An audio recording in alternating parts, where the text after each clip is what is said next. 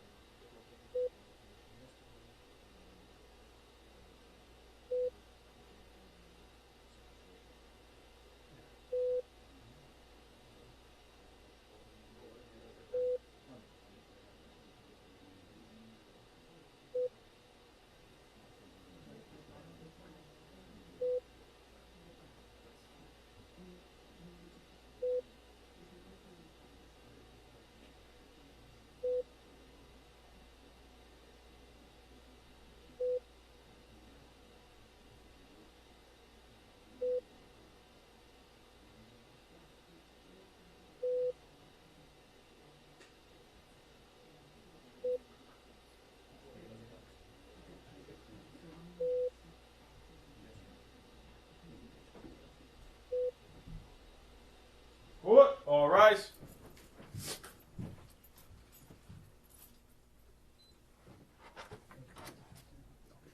Court stands at brief recess. You may be seated.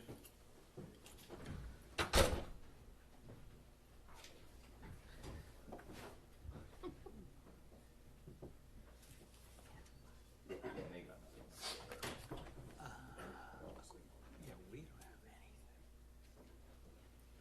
Very cool, though.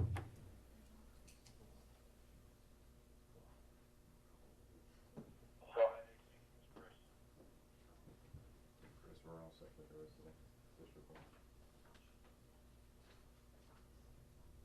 Go ahead, AC. It's Chris. Chris, we're all set with the rest of this report. We don't need that.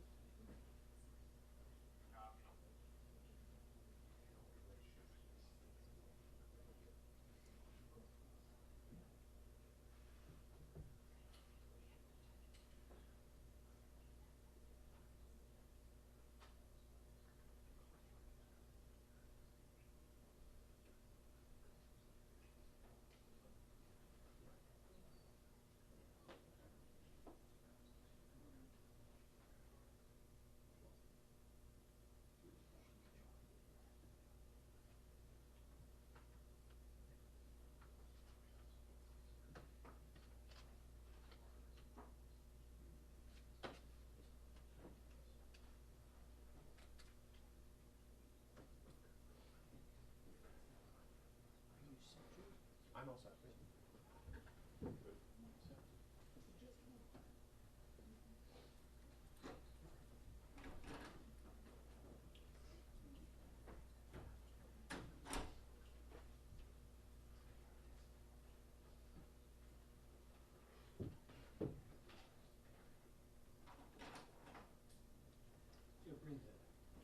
Bring the jurors.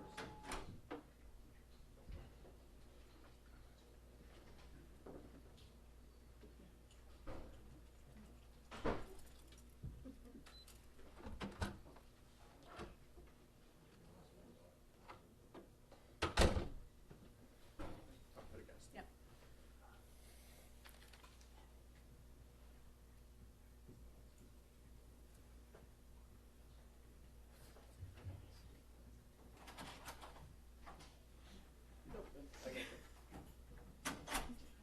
Jurors entering, all rise.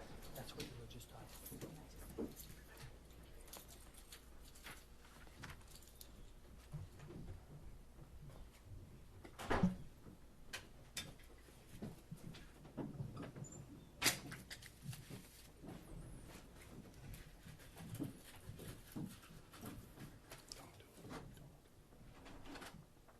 May be seated.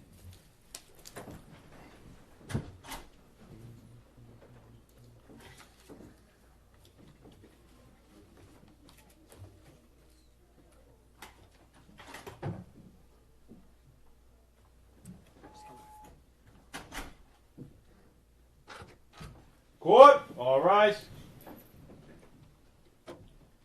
Hey, hey, hey. All persons having anything to do with the Honorable G. Marion Carroll, First Justice of the District Court, now sitting in addendum, within and for the Commonwealth, draw near, give your attendance, and he shall be heard. God save the Commonwealth of Massachusetts. This honorable court is now in session. You may be seated. All right, good morning, jurors. I hope you had a good evening, and I just want to inquire and see, has any member of the jury had any difficulty following my instructions not to discuss this case with anyone, not to visit any areas that have been mentioned in connection with this matter since yesterday? I see no hands raised and all heads going in the right direction. Thank you.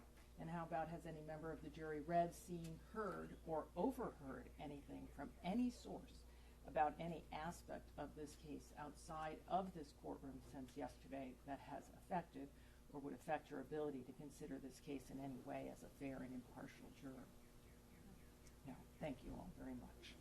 All right, with that, I think we're ready to proceed. Commonwealth, is the witness available? Yes,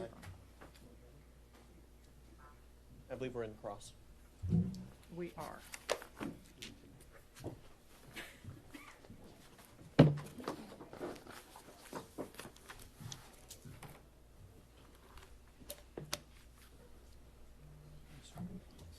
Just Reminder.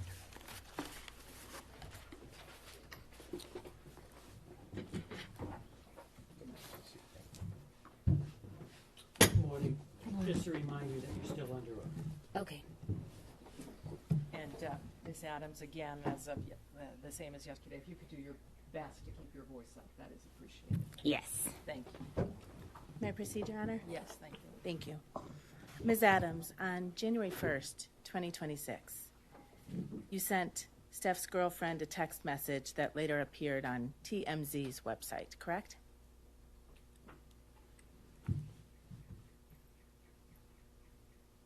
Yes. And in that text message, you told Steph's girlfriend that you were so sorry, but you couldn't talk to her, right? Yes. And you told Steph's girlfriend in that text message, I didn't say that, especially in the way it was written, Yes. right? And you were talking about the statement that you made to the Dedham police, right? It was a voicemail, and I didn't listen. I read the transcript, so I didn't know her voice. When you told Steph's girlfriend on January 1st, 2026, I don't understand the question. I'm sorry. So I don't haven't wanna finished my answer it. question. When you told Steph's girlfriend on January 1st, 2026, in a written text message, I didn't say that, you were referring to the statements that were reported in the press that you gave to the Dedham Police Department, correct? I don't understand your question. Did you or did you not write those words? I don't understand your question without further explaining. You can't testify under oath to this jury what you meant by the words you wrote to Steph's girlfriend on January 1st, 2026? I'm sorry. I don't understand your question without further explaining. You also asked Steph's girlfriend to, quote, please call my mediator and she will answer everything you need to know, but only in person and confidentially. Right? Yes. Your mediator's name is Lynette Marie, right? Lynette Marie. Thank you. She's also known as Lynette Marie Turner. I don't know. You don't know your mediator's last name? I don't know her. She's married. I don't know her exact last name. Your mediator works for a company called LMT Global, correct? Yes, that's her company. Your Honor, may I approach? Yes.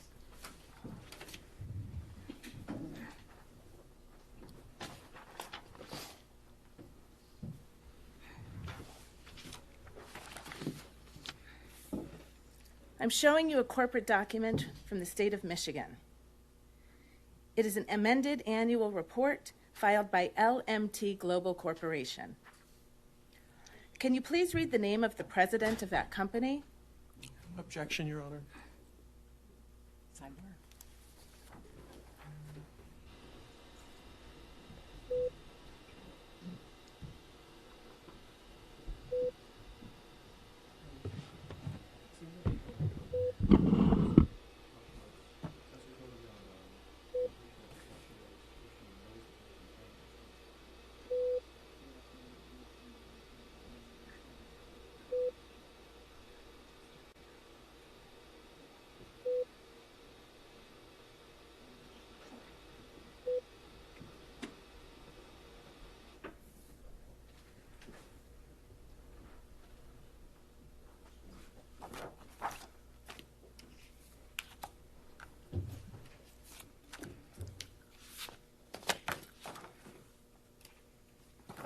Your mediator, Lynette Marie,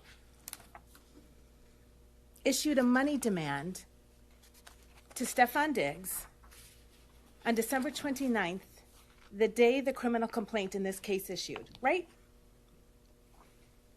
I'm not sure of the date. Well, may I approach, Your Honor? Yes.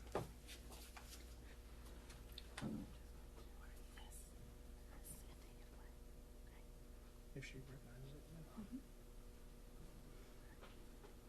Do you recognize this email from L. Marie on December 29, 2025, to Stefon Diggs and a number of other people? No, I don't recognize it. You've never seen this money demand before. I seen the money demand after I was. That's it. I don't recognize the email. Testimony under oath is that your mediator made a money demand on December 29th for money for you from Mr. Diggs. Money The for sa- past the wages. same day the criminal complaint in this case issued, and you didn't see it? I can't answer that question. I'm sorry? I can't answer that question without explaining further. Can't answer that question under oath. Without explaining.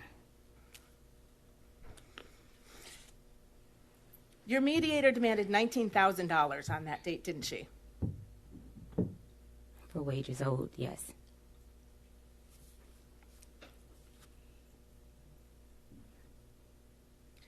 Your Honor, I move to strike that. Overruled. Answer stands. Sorry? Answer stands. Thank you, Your Honor. You've made another money demand in this case, haven't you?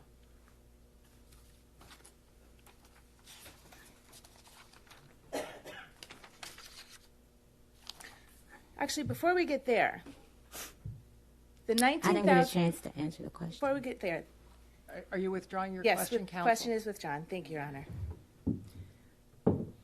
After a money demand for $19,000 was provided to Stefon Diggs, on February 13th, you issued a public statement, didn't you? Yes. And in that public statement, you said, I have never sought money to settle this matter, right? I haven't. And by the middle of April, you had hired a lawyer to represent you, right? For workers' comp. That's a yes or no question, ma'am. Yes, for workers' comp. Your Honor, may the witness be instructed to please answer the questions posed. Witness answered your question. All right. And for workers' comp, the lawyer you hired, is she sitting in this room right now? Yes. And she helped you prepare for your testimony in this case, right? She came to support me. She came to the meeting with the Commonwealth's lawyer to help prepare you for your testimony in this case, correct? I don't know how to answer that question. You can't answer that question under oath, ma'am? No, she... You met with the prosecutor last Thursday, right? With your lawyer, I right? was told to have a lawyer because you guys asked me to plead the fifth on some things. So I was instructed to have my lawyer come. So your testimony under oath is that the Commonwealth's attorney instructed you to bring your private lawyer? Or a lawyer that you guys offered a lawyer. So I brought my private lawyer. I'm sorry, when you say you guys, do you mean me, defense counsel for Mr. Diggs? Yes. Is your testimony under oath that I had some role in your preparation session with the district attorney's office to prepare you for your testimony in this case? I was told that the defense said I needed to have a lawyer, or they were going to provide a lawyer, something in that context, about pleading the fifth about messages. So I brought my lawyer, which was when I walked to the side of the judge yesterday. Your personal lawyer is here today, correct? My workers' comp. She's with the law firm of Boston Law. That's a law firm here in Dorchester, Massachusetts. Ma'am, I think that was, I apologize, but you do need to keep your voice up. I don't know if you answered. Okay. Thank you. Yes. Thank you.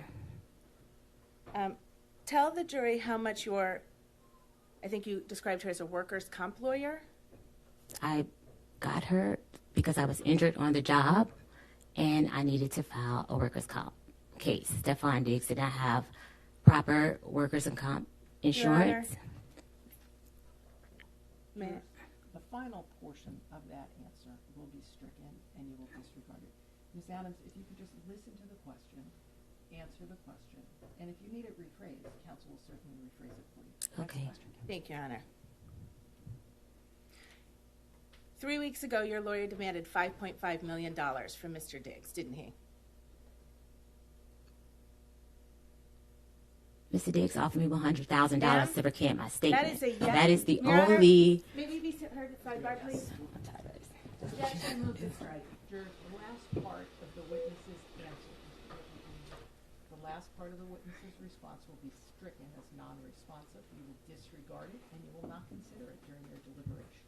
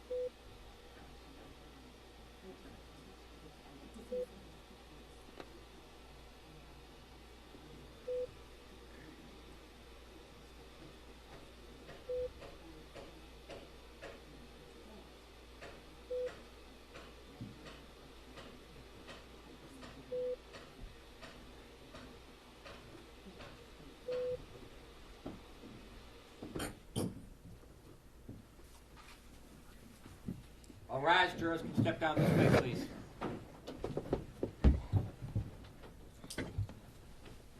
This court stands at a recess. You can step down for now. You may be seated.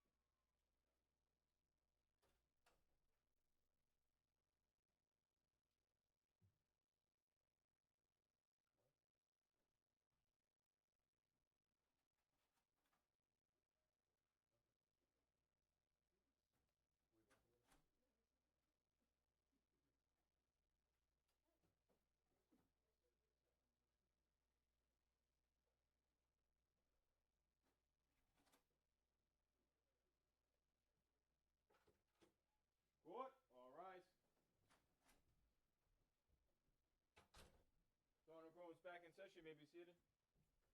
Back on the record, Your Honor. Ms.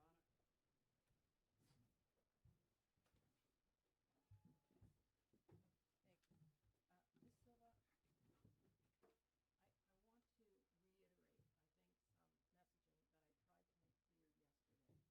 And it's that you're responsible for answering questions that are put to you. If you don't understand a question, you can say that, and I'm sure counsel will rephrase. If you can't hear a question, tell them that as well. But courtrooms function in, and especially trials, unfold in a question and answer format. This is not an opportunity for you to interject your own narrative and evade responding to questions the court deems appropriate. And if you continue to do so, your entire testimony may be stricken. Am I clear? Yes. The jurors.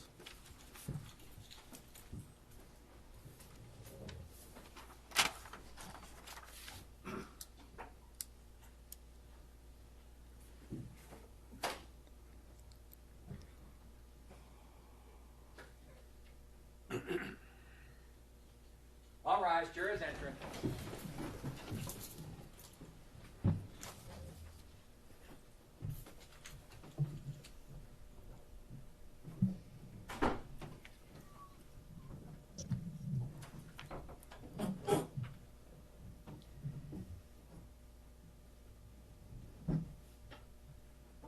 May be seated.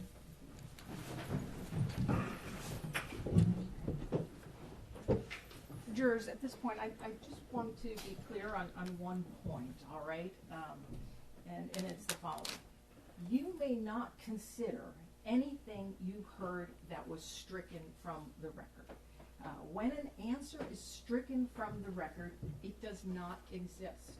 And in determining what the facts are from this case, you're sworn to determine those facts solely and exclusively from the evidence presented, and you may not consider any answer that I have stricken. All right? Thank you. Proceed, Your Honor. You may proceed. Thank you, counsel.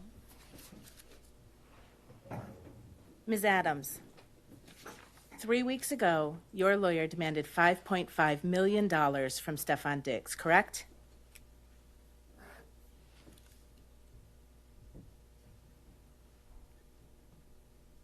That is client lawyer privilege. I cannot speak on that. You believe that your lawyer's communications to Stefon Diggs are covered by your attorney-client privilege, ma'am? I can't answer that question. I don't know the answer to that question. You know that someone on your behalf has demanded $5.5 million from Stefon Diggs, don't you? I have a workers' comp claim, and Your Honor? I've explored all civil options. Ma'am, I don't understand. are the you question. I'm able to sorry. answer No. that question? No, I'm Counsel, not restate able the to. question, please. You know that someone on your behalf has demanded $5.5 million from Stefon Diggs. Do you know that, Miss Adams? No, I don't know. I'm sorry, I don't know how to answer the question. I don't understand. I have no further questions, Your Honor. Thank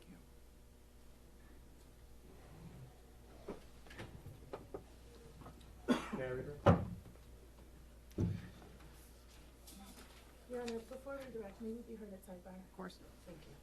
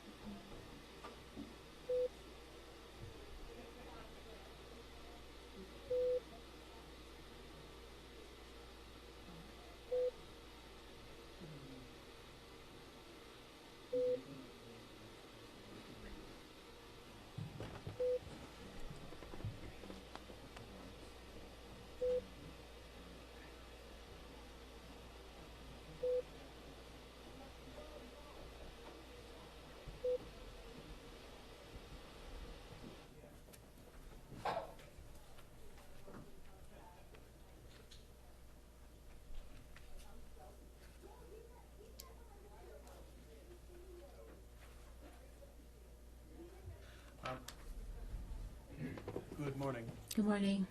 Yesterday, Defense Counsel showed you a form about that you filled out to the police, Yes.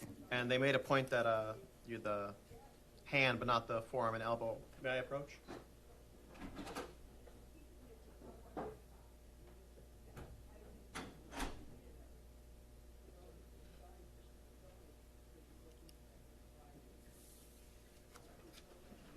I'm putting a form in front of you. If you could just take a look at that and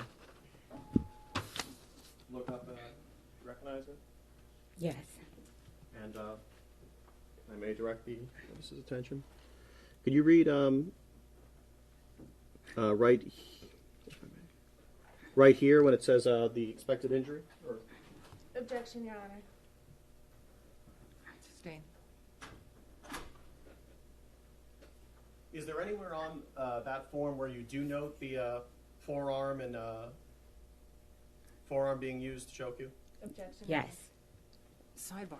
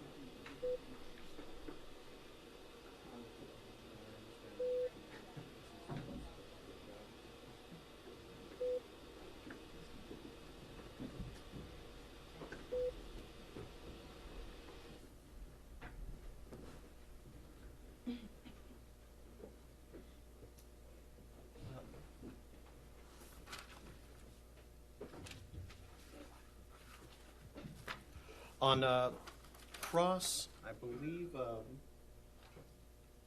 there's some questions about the text messages leading up to the assault. Yes. And, do you have still a binder in front of you?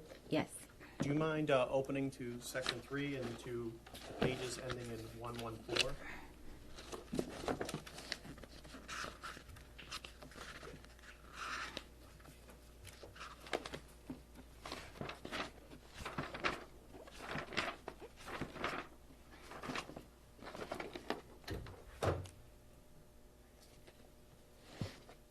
Okay. Would you mind reading the text messages from page 114 to 117? Okay. And I'm running that bitch life. The next text message doesn't say anything. I won't be paying you shit. And would you mind just saying who's saying it? Okay, I said the first. I and running that bitch life is what I said. Mr. Diggs said, I won't be paying you shit. Fuck, I look like paying you and paying another chef. Is you high, bitch? Who the fuck give you money for your business? Who the fuck gotta give you money for your business? I don't gotta do a motherfucking thing. And you can get whoever you want. You got my address. Tell them to come take the money then. Fuck you talking about. I said, bet. Pussy. I said pussy. Show me I'm pussy. Will do. That's all. That's it. In your experience as a personal chef, is it common practice that when chefs get sent away, they get paid for the week that they get sent away? Yes. Objection. Because that's the only job I have. And I know on Cross it came out that you made a public statement where you said, I have never sought money to settle this case. When you said this case, was that referring to the criminal case? Or? Yes. Thank you. No further questions. Very briefly, if I may. Go ahead.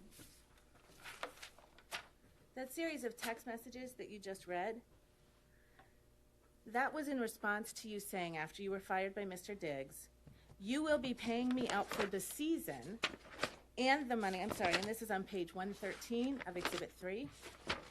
You will be paying me out for the season and the money you said you would give me for my business. Wasted my fucking time being here because you got a fucking circus going on, right? Yes. So when he said he wouldn't be paying you, he was referring to your demand that after you leave your employment on December 2nd, he nonetheless continued to pay you $2,000 a week for the rest of the New England Patriots football season while you were not working for him, right? That's not how it goes. You will be paying me out for the season, right? I was a contracted employee. It's a yes or no question, ma'am. I don't know how to answer that question. Sorry. And before you said that, if you turn just one page back to page 112, what Mr. Diggs said to you that you were responding to was, I'ma leave you be. Thank you for cooking for me for this season. I appreciate you. Hate it even got to this. That's what you were responding to when you told him he would be paying you out for the season, right? No, it's a full context of those messages. Ma'am, was the message that came from Mr. Diggs that preceded your demand that you be paid out for the season, thank you for cooking for me this season, I appreciate you. I'ma leave you be. Can you say that again? You can look right down there on page 112. I'ma leave you be. What was your question? I'm not finished. Thank you for cooking for me for this season. You can read along and correct me if I get it wrong. I appreciate you. Hate it even got like this. Right? That's what it says, yes. Okay. And you were really hoping that Mr. Diggs would give you some money so you could open your own restaurant, weren't you? Objection. That was our agreement. That was what you wanted him to give you, right? That was an agreement. Ma'am, is this a contract suit? Objection. This is an assault. That objection is sustained. Witness doesn't have to answer. Withdrawn, Your Honor. Thank you. There's no question in front of the witness. You wanted him to pay you to open your own restaurant, right? I wanted to pay me past wages. Okay. Just one moment, Your Honor, please.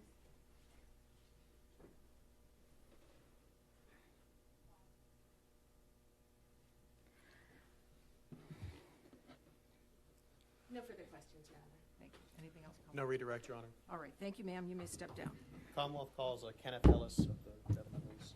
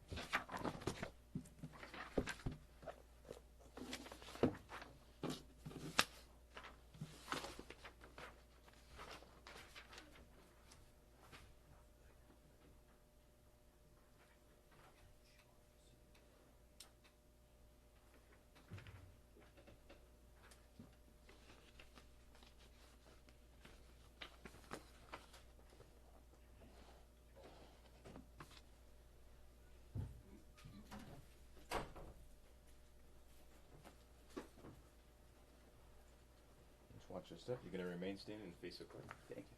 Sir, please raise your right hand. Do you solemnly swear the testimony you're about to give in this hearing shall be the truth, the whole truth, and nothing but the truth, so help you God? I do. You may sit or stand. Thank you. Okay, proceed.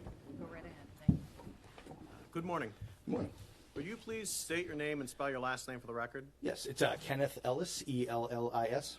And what do you do for a living? Dedham police officer.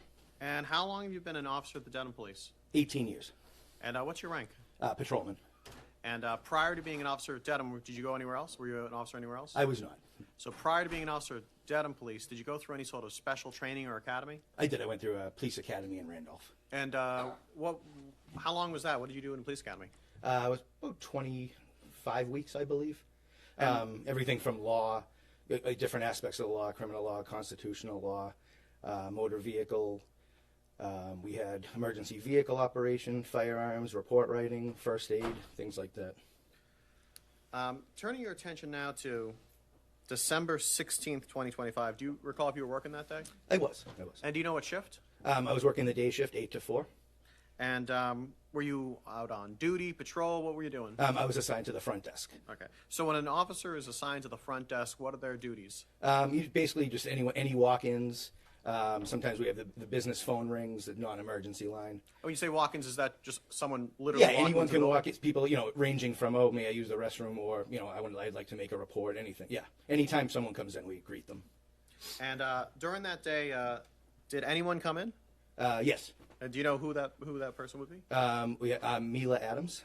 And when this person came in, you didn't know who that was at the time, right? No. Okay.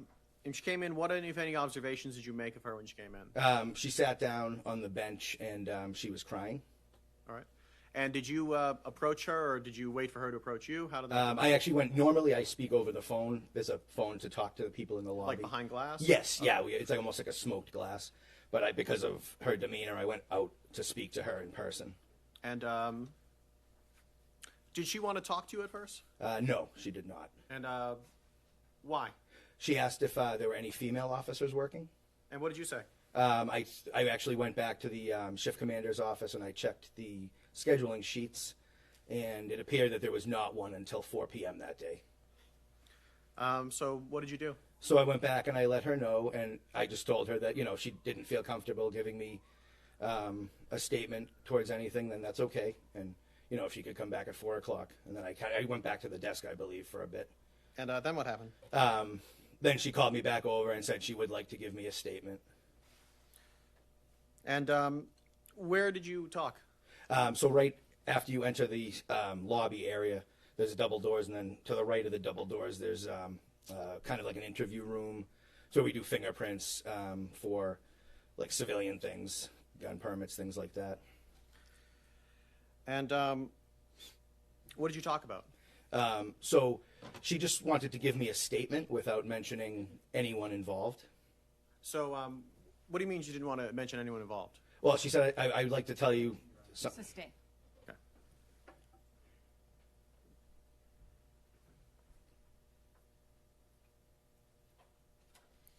But eventually, did you come to learn the identity of the person that she was talking there Yes. about? And I did. Who was that person? She identified him as Stefon Diggs. And how many times did you talk to Miss Adams? Just that time in person, and then I believe there was multiple emails, and then it was probably 2 more times on the phone, maybe 3. I want to draw your attention to the binder in front of you. Sure. Do you mind looking at that first, flip the page to that first one, that first tab? There's something in front of you. This is what was previously marked as Exhibit 1. Do you recognize what this is? Yes, that was. Those were screenshots of text messages that she forwarded me. So those are the messages that she provided you, right? Yes. Yep. That one page, yes. At the conclusion of all your communications with her, what did you do? So that day, you mean, or? Just at the, I guess, end of, would you call this an investigation? I don't know enough the police term. Yeah. So like once Incident? I don't know. at the end of it, which was about 10 days or so, maybe 8, 9, 10 days from the time that she originally reported it, I ended up filing a criminal complaint. Against whom? Mr. Diggs. And for what? Was assault and Overruled. assault and battery, and strangulation or suffocation. Right. No further questions. Good morning. Good morning, sir.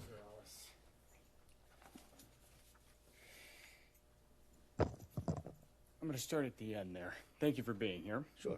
You said you've been a Dedham police officer for 18 years? Yes, sir. You just told us a little bit about the investigation, I think is what the DA just described it as. Is that correct? Yeah, I mean, essentially. Yeah, and so that involved what you just said. You took a statement from Miss Adams, you exchanged emails, you got a couple phone calls from her, and then you got a voicemail from her asking you to go to court, correct? Yes, correct. Okay. And so then that's what you did. I did contact a phone number of Mr. Diggs twice, left voicemails, and was not able to speak to him. That phone number, you don't know that that's his, correct? You didn't speak to anybody. One of them I did use the TLO service to confirm his name. It was a 240 exchange. So I just want to be sure here, Officer Ellis. You called the phone number, correct? Yes. You didn't speak to anybody. No, I did not. You spoke on the phone to Miss Adams, correct? You spoke in person with Miss Adams on the 16th, right? I believe it was the 16th, yes. Right. You didn't speak to any other people, correct? No. That's the only human being you spoke to. No, there was another attorney I spoke to, but I don't believe from your firm. Okay, so some other attorney. Yes. All right. You didn't get any photographs, right? No, there was none presented. And there was none to take, right? Not for me, no. Absolutely Right, not. because when Miss Adams walked in and you observed her, Yep, you didn't see anything on her body that said, I should document that. I did not, no. And your job is to document what's important, right? Correct. And that's where you write a police report. Yes, And so about December 16th, you did write a police report, correct? I did, sir. And that was documenting the conversation that you had with Miss Adams, right? Yes. And you said you've been a police officer for 18 years. I imagine you've written a lot of police reports. I would say so. Okay. And you've spoken to a lot of folks, correct? Yes. And you know that you write that report to record all of the important information that Yes. that person has, Yes. right? To document it. Correct. And that's what you did in this case, right? To the best of my ability, yes. Yes. And so when you spoke to her on December 16th, Miss Adams told you that there was a dispute over text message with Mr. Diggs, correct? Yes, the initial disagreement, I suppose. Yeah, started and that the over disagreement text messages. was about money, That's- right? that's what I That's was what told. she said. Yes. She said they were arguing about money over text messages, Correct. right? Correct. And then he came into her room and this thing happened, correct? That's what she told me. Okay. And then after that, she left her position, right? That's what. Yeah, she said. Yep. Meaning her job. Correct. And then she told you she did go back to the house on December 9th to get her things, to get her belongings, correct? Is that right? That is correct. Okay. And then the next thing she told you was that she, in that interim period, after she left her position, she went to New York City on December 2nd to be with friends, correct? Yes. And when she said that, those were her friends, right? That's what I believed. Right. You didn't think she was going to go see somebody else's friends, No, correct? no. Yes.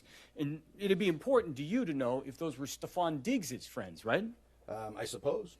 That'd be important to your investigation, wouldn't it be? Yeah. Okay. And so another thing that was important, I think you already talked about, that was Exhibit 1. You got that right in front of you, correct? Yes, sir. All right. And so Miss Adams had said there was an argument over text about money that ended in a physical altercation, correct? Correct. And you asked her for the text messages, right?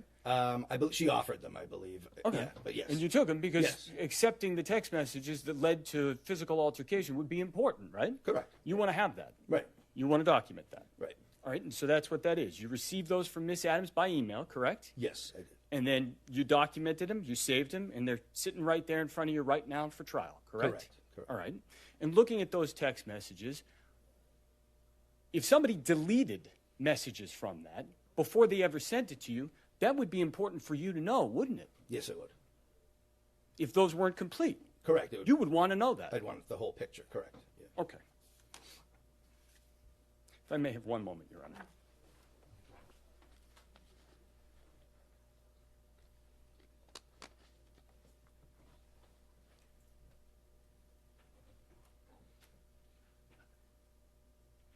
I have no further questions. Thank you. No redirect, Commonwealth rests. All right, thank you. Thank you.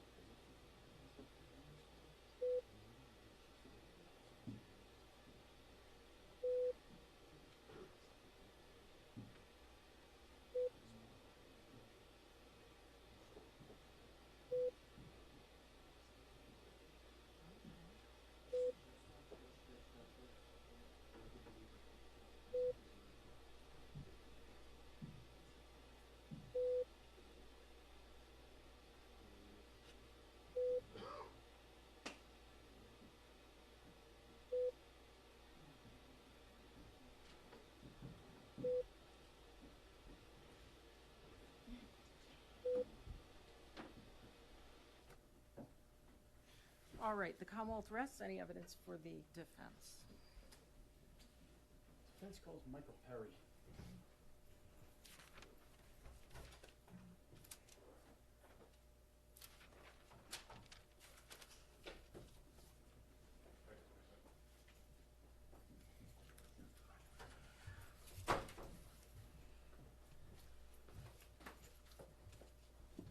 If you could just remain standing, watch your step, and face the court, please. Please raise your right hand. Do you solemnly swear the testimony you're about to give in this hearing shall be the truth, the whole truth, and nothing but the truth, so help you God? I did. You may sit aside.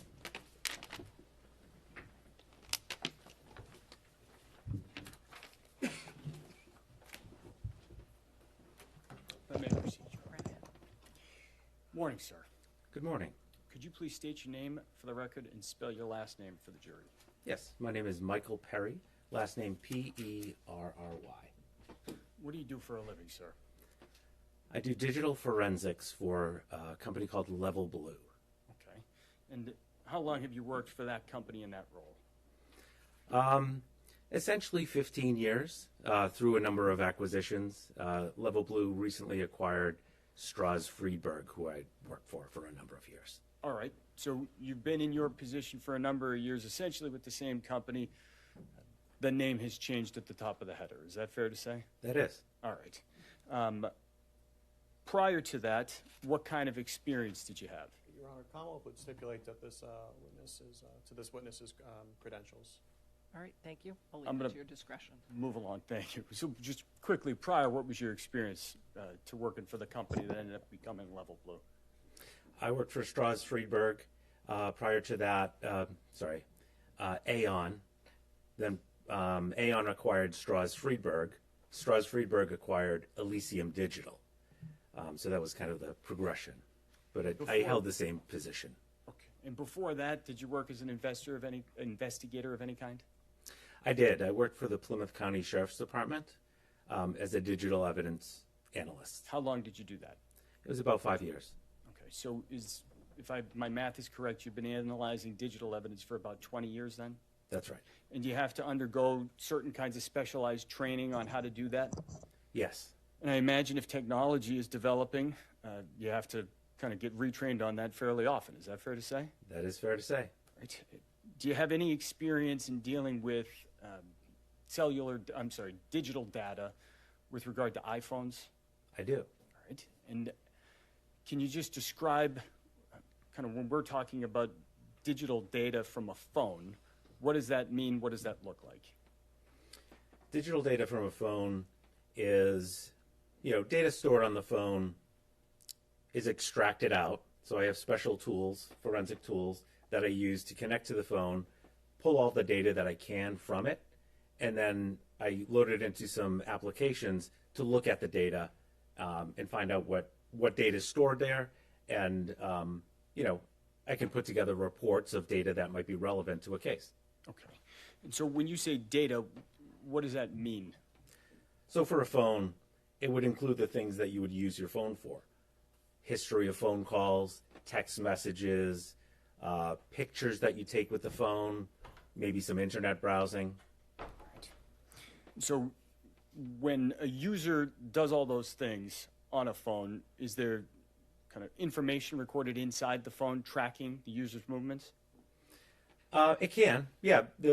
Whatever the user does with the phone typically is stored on the phone. Understood. I'm going to ask you to take a look at the binder in front of you, Mr. Perry. I'm going to ask you to turn to, I believe it's marked C.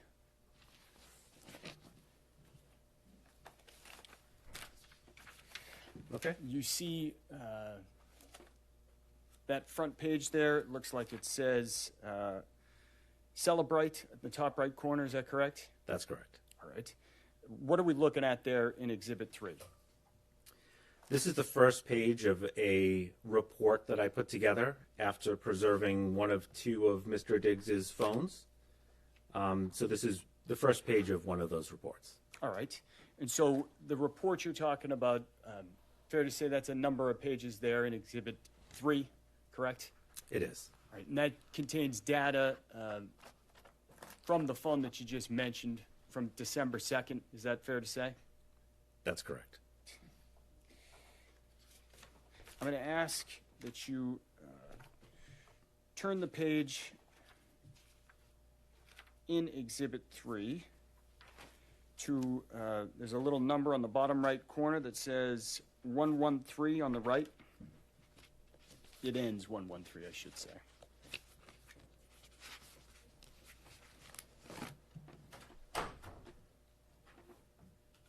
Okay. All right, so I want to kind of direct your attention here to the two messages in the middle of the page. The first begins, you will be paying me out for the season and the money you said you would give me for my business, and continues. Do you see that kind of blue bubble that we're looking at there? I do. Right. What are we seeing on the page here of the report when you see the blue bubble on the left and the green bubble on the right? So this is an exchange of messages from the two parties. And you might think like, oh, I know blue bubbles and green bubbles. That's familiar. Like blue bubble is an Apple iPhone and a green might be an Android. But in this case, it's just to distinguish between the two parties. So the color doesn't really mean much here in that both parties had iPhones. So these are all just iMessages. But the report is in conversation view. So it's meant to look like you're looking at a phone. And so, the owner of the phone, Mr. Diggs, is the messages on the right in green, and on the left, they're messages from Miss Adams and they're in blue. Okay. And fair to say, in terms of Mr. Diggs and Miss Adams specifically, those are, you don't know Miss Adams, correct? I do not. You're just going off of the contact information in the phone and the cellular phone number on the page? That's correct. Please turn to the next page, ending 114. So, looking at this box on the top left corner of the box on the left, that page has a bubble that says, "In ruining that bitch life." Is that fair to say? Yes. All right. Up in the top left corner of that, there are two phone numbers. What are those two phone numbers? What's the significance of the data in the top left corner? They're it's the contact information for both parties that are in this conversation. So you have a from number. The stored contact name is Mila Chef.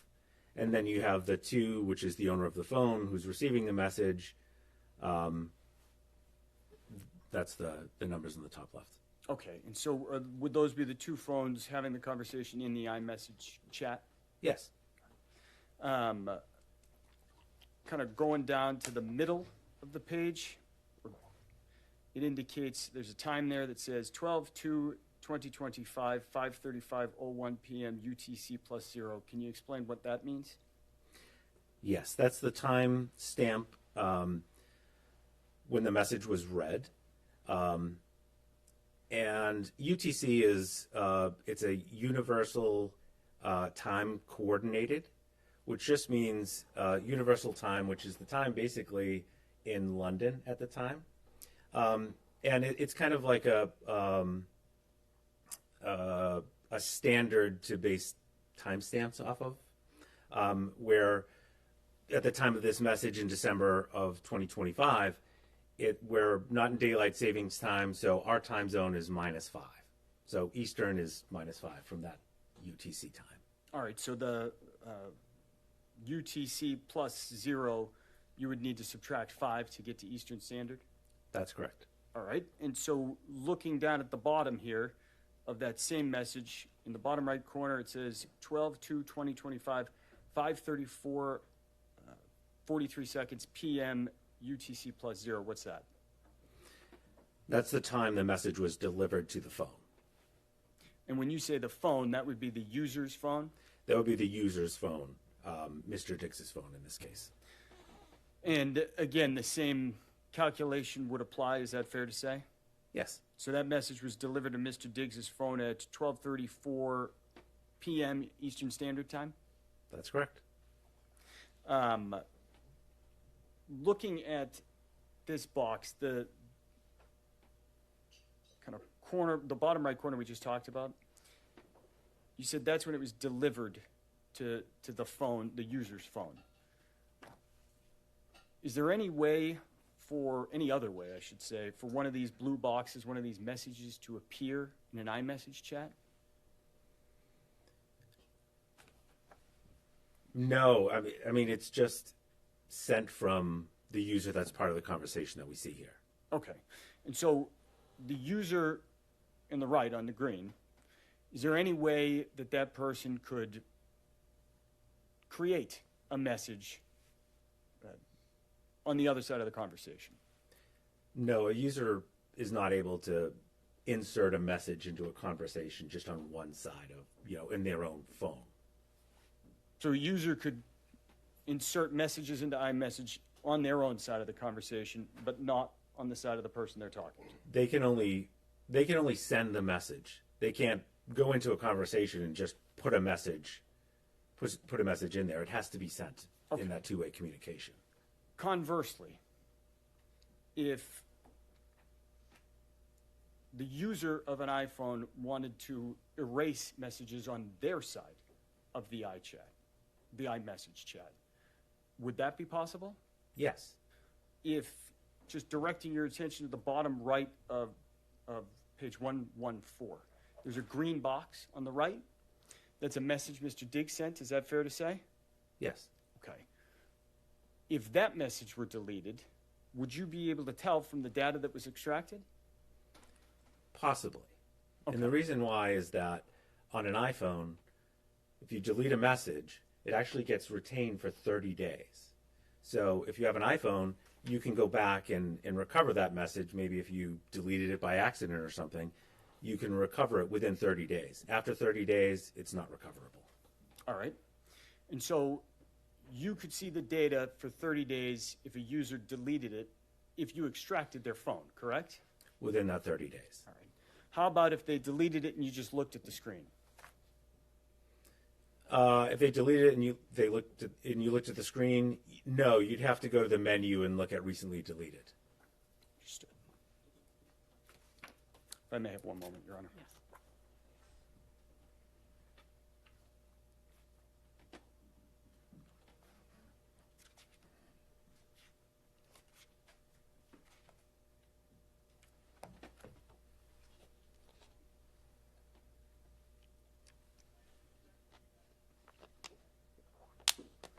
Just a few more questions, Judge. Apologies. I'm going to ask you, Mr. Perry, to turn to Exhibit 4. That's marked D. And I only got a couple questions for you on this. So I'm going to ask you to turn to the page that is marked 182, the bottom right corner.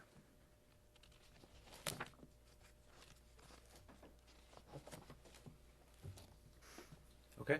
All right. And so, fair to say there's a message there that in the bottom left corner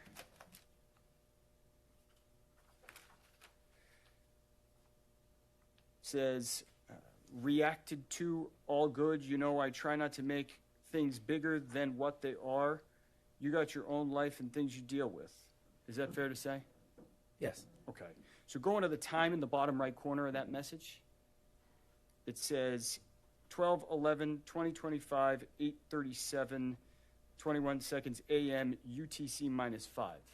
Can you explain what that means time-wise? Yes. So this is UTC -5, which means it's Eastern time because it's in December, so it's Eastern time zone. And what that means is, for this report, after I preserved the phone, I loaded it into the application, my forensic application, and it parses the data that I extracted from the phone, and it recognizes that it looks like this phone is in Eastern time zone. Would you like me to translate the timestamps into that? And for this one, I hit yes, and so it's giving us a timestamp that's translated to Eastern time where the phone was used. The other report, I must have hit no for that, and it was just UTC. Okay. And so Exhibit 3 there is no conversion in the actual report, and Exhibit 4 there is for the time. Is that correct? That's correct. I don't have any other questions. Thank you, Your Honor. Commonwealth, any questions? Good morning. Good morning. For the Exhibit 3, this extraction, when did you perform this extraction? This extraction was April 13th, I believe it was. And Exhibit 4, when did you perform that extraction? I believe that was the next day. So is that, these text messages were sent in December? December of 2025. So the extraction report you did in April was beyond the 30 days, right? That's correct. So if someone had deleted messages from this, you wouldn't be able to tell? Not from looking at this phone, no. Right. Nothing further. Anything further? No. Thank you, sir. You may step down. Thank you, Your Honor.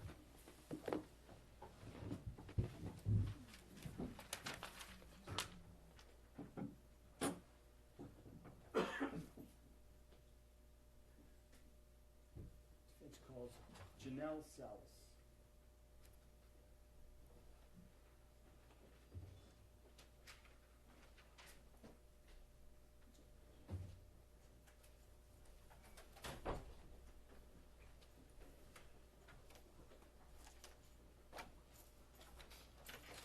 Watch your step. You're going to remain standing and face it.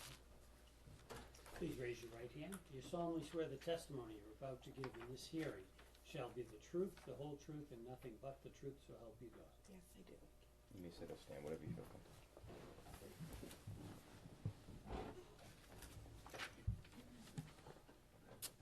Morning, ma'am. Good morning. Could you please state your name for the record and spell your last name? Janelle Salas, S-A-L-E-S. Where are you from? Maryland. What do you do for a living, Miss Salas? I am the Chief of Staff to Mr. Diggs. You say Mr. Diggs, is that Stefon Diggs? Correct. How long have you been Mr. Diggs' Chief of Staff? Since July 2023. What are your responsibilities? What do you do day to day as his Chief of Staff? I manage all the moving parts. It also varies between during the season or off season. Calendar management, vendor management, and I'm pretty much the liaison between his marketing and talent agency.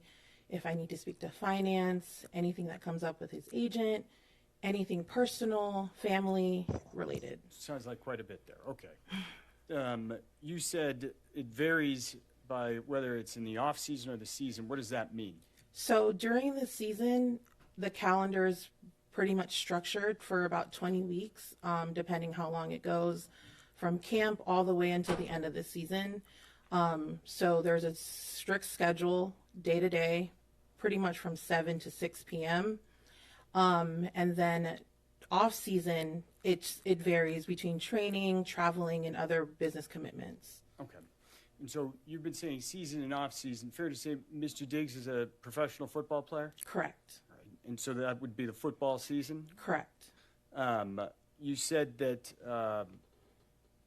in the off season, in the regular season, there is kind of schedules that you have to liaise with the team on, correct? Correct. Right. In the off season, it's more a schedule that you and Mr. Diggs can set then? Correct. When is the football season? What time of year? Preseason, I would say July. So that's when we start preparing for camp. And then it starts, the actual NFL preseason is August. And then the official NFL season begins in September. Okay. And when does it end? If you go all the way through, January and February. All right. So December is during the season. NFL season? Regular season. Regular season. Mm-hmm. Among the things I think you just mentioned that you have to kind of arrange is living arrangements, places to live. Correct. Right. And have you lived in different places, or have Correct. you helped kind of secure Yes. housing over different places? Yes. And where's that been the last few years? When I first started with him, it was between Buffalo, Houston, Miami, and then as of the past season, Dedham, Massachusetts. All right. How did that house in Dedham, Massachusetts, come to be the place where Mr. Diggs lived?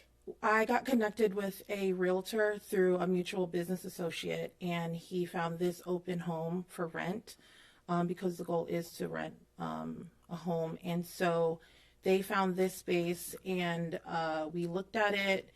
We did the walkthrough, and it was pretty much the only one that was really available in the area because it was super limited, and it fit Let the me needs. just stop you there. I'm sorry. Okay. So, you were involved essentially in setting up that house? Correct. All right. I want to talk to you for a moment as well about other employees, contractors, those types of things. Okay. Are you involved at all in hiring or kind of arranging different services? Yes. Right? And so what would those be, generally speaking? During the season, it would be his wellness and maintenance schedule. So it's massage therapists, nurses for his IV therapy, hair, nails, esthetician, just pretty much did regular maintenance on his body to just keep him going throughout the season. Okay. And in terms of any other employees, have you had to try to, arrange for flights, Yes. drivers? Correct. What about a chef? This past one, we were just familiar. He was friends with her. All right, let me go back before. Have you hired chefs before in the Correct. past? Yes, I have. All right. Yes. In terms of just kind of the process of hiring drivers, chefs, masseuses, anybody else, is there a normal process for engaging someone for their services? We vet them out. I typically have I ask someone that was already a trusted resource, and I vet them out through them. We get paperwork. We come to agreements to terms. Sometimes they have a contract. Sometimes they don't. Sometimes they have an NDA. Sometimes they don't. It really is dependent on the relationship, and also, especially if they're new, they get the full-on package, basically. NDA, All the paperwork you just W-9, described. correct. Okay.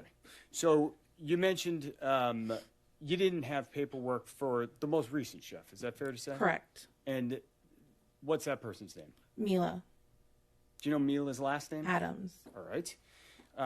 When did Mila Adams start working as the chef? July of 2025.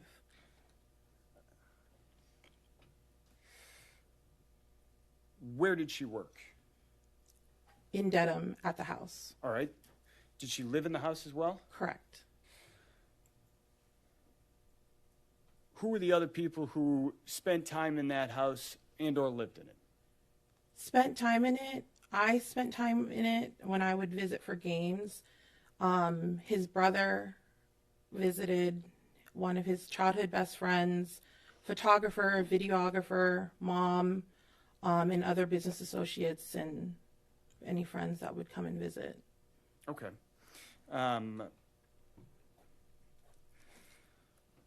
Were there kind of permanent or assigned bedrooms in that house? There was a general understanding of whose room, who stayed in which room, and pretty much if you got there, it's like first come, first serve. So there was only just 2 assigned rooms. All right. Did Mr. Diggs have an assigned room? Correct, he did. And where was that house? It was the main primary bedroom. When you walk upstairs, there's the first immediate bedroom. There's a landing and a laundry room, and it's the first immediate bedroom to your right. All right. You just walked us in the house there for a moment. Could you just describe what the layout of the downstairs looks like? So generally, there's a big grand foyer. When you walk into the house from the front door, there's a formal living room. To the right, there is a office to the left. When you walk up, it's about 2 steps, and you go up, there's a formal dining room on the right. And then you walk up, it's an open concept, so it's an open living room and an open kitchen to the front of you. To the left of that is the stairs going upstairs to the 4 bedrooms. And then there's a stairs that go downstairs, right underneath the stairs that go up to 2 bedrooms in the basement. Did Miss Adams have a room in that house? She did. Where was that? So when you walk upstairs to the landing part to the third floor, you walk up the second flight of stairs, which is about 4 or 5 steps. There's a bedroom to the right, and then there's 2 bedrooms to the left. She lived. Her room was the last bedroom, all the way down the hallway on the left side. I think you just described that this was an open set. Yes, it's open.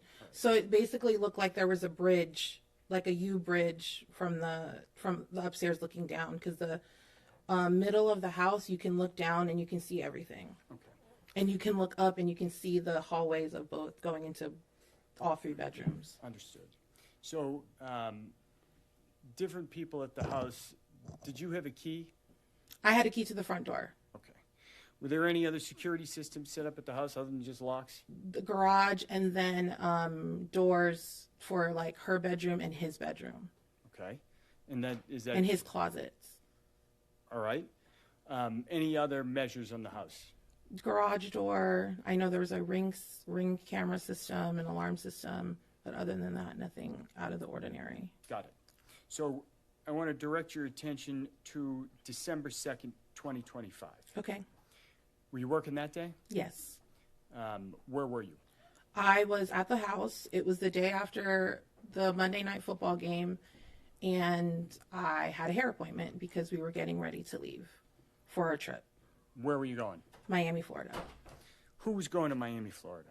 Miami trip consisted of Mr. Diggs, myself, his brother, his childhood best friend, and another close friend of his. Who had made the arrangements to get that group of people to Miami? Me. When did you start making those arrangements? The week prior, once we figured out the logistics. I typically try to do things a few days prior just because of the requirements that some of the travel vendors need from us, and because it's such a busy week. So I try to book as soon as possible. All right. What was going on in Miami? He had Art Basel, which is a art festival, art fair, and he was showcasing he was debuting his furniture line. Right, so Mr. Diggs has a furniture line? Correct. That week, was he not working? Was he missing a game? What was happening? So Monday night, he had the Monday night football game, and it was going into his bye week. What's a bye week? Bye week is pretty much the 1 week that the NFL gives to players where they're pretty much off. They just have to report back on the scheduled day it's typically like 4 or 5 days off, no meetings. They can go on vacation. They come back that Monday. All right. Regular scheduled programming. And the plan was to go to the Art Basel, is what it was called? Correct, yes. In Miami during the bye week? Yes. Anything else going on in Miami? We were also celebrating his birthday. What day is his birthday? November 29th. Right. So his birthday had already come and gone, correct? Yes. All right. And was there a birthday party that week? There were, at his house or in Miami? In Miami, I mean. In Miami, correct, there was. You mentioned that there was a game the night before. What time's a Monday night game start, if you know? 8 o'clock. 8 o'clock p.m.? Mm-hmm. So you know when it ends? Probably midnight, and we probably didn't get out of there until like 2 a.m., Got it. maybe 1 a.m., 2 a.m. So that morning you said you were getting a hair appointment? Mm-hmm. Where was that? It was at the Dry Bar in Chestnut Hill, and my appointment was at 10 a.m. How did you get there? I drove. Do you have a car? No, Whose car did you drive? I drove Mr. Diggs' car. Got it. And how long did that take you to get to the hair appointment, if you remember? About 30, 35 minutes because of traffic and the weather. You mentioned that there was a Ring video system. Mm-hmm. I'm going to ask you to take a look at a video that is on Exhibit 11.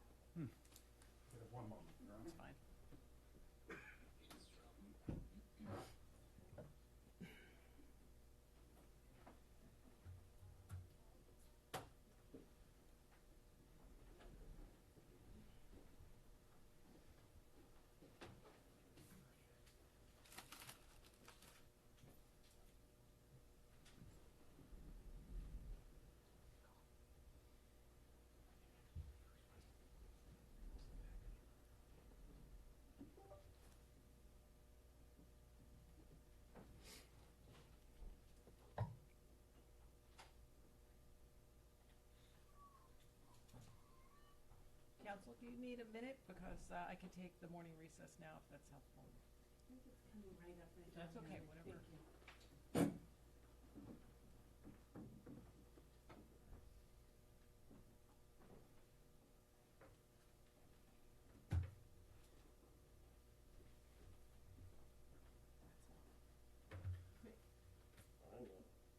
All right, let's do this.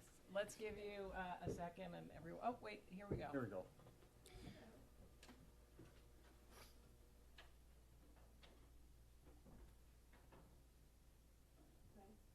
Yes, if we could play that.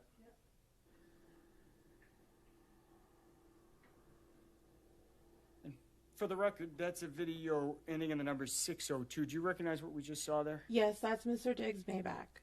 Okay. And what's happening that He left for work. Where were you? I was in the car, probably waiting to leave and warming up the car to go. Okay. And you weren't in that car that we just saw drive out. I was in correct? his Porsche.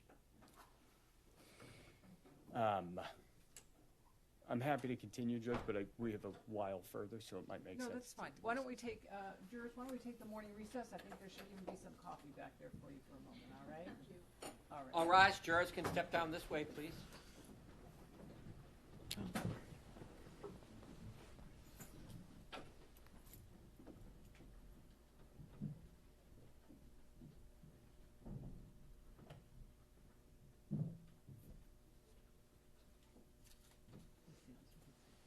Thank you. The jurors have exited. This courtroom stands in a morning recess. Please wait in the hallway. Thank you.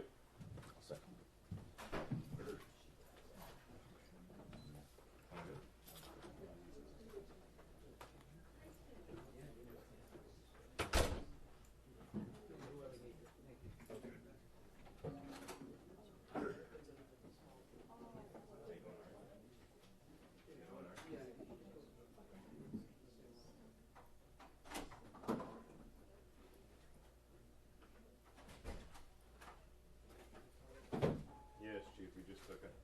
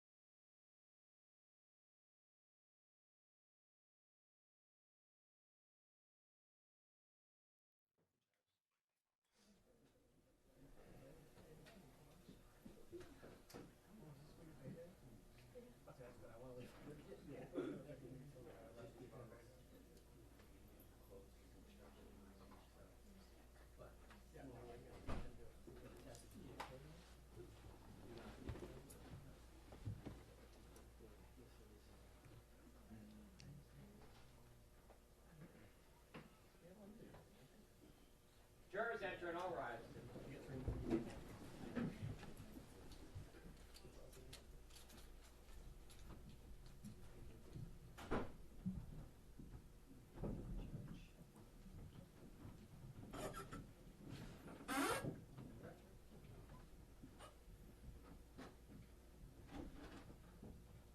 May be seated.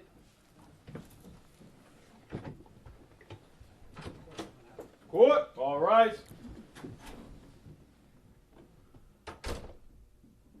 This honorable court is back in session. You may be seated. I may resume, Your Honor? Yes. Thank you. Ms. Salas, we just watched a video off of Exhibit 11, and I think you said that was Mr. Diggs going to work? Correct. What kind of car was that? A Maybach. Okay. You said you were in a Porsche warming the car up? Correct. I'm going to ask you to, first I'm going to ask Ms. Silva to play a video there ending in 610. I'm going to ask you to watch that, Ms. Salas. It's not on the screen. So if we can replay that, you can get a look at it, Ms. Salas. If we could pause it right there real quick. All right, so do you recognize what that video depicts? Yes. What's that? It's the Porsche leaving the house. Who's driving Me. that? That's you leaving the house? Yes. All right. And if I could direct your attention here,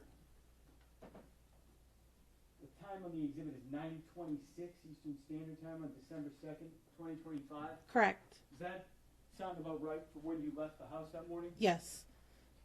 Because my appointment is at 10 a.m. Okay. So looking at that image, can you tell us, kind of just orient us on what we're looking at there? The car, so that's the front of the house, and there's a long driveway that goes towards the back of the house to a 3-car garage and a driveway where you can probably fit maybe 2 or 3 more cars in the actual plot in front of the garage. All right. Is there a way to enter the house through the garage? Yes, there's an entry door going straight into the grand foyer of the house. There's the basement entry, stairwell, a powder room on the right, the entry stairwell to the basement to the left, and when you walk straight, there's a grand foyer. In front of you is the dining room, and then the formal living room, and then to the left is the living room and the kitchen. Okay. And the stairwell going up to the 3rd floor. Going upstairs. Yes. All right. And so did you go through the garage to drive that Porsche out that morning? Yes.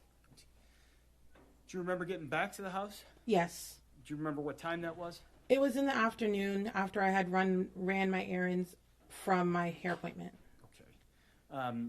What I would ask is if Miss Silva could play a video with the last 3 numbers, 637, off of that same exhibit, Exhibit 11.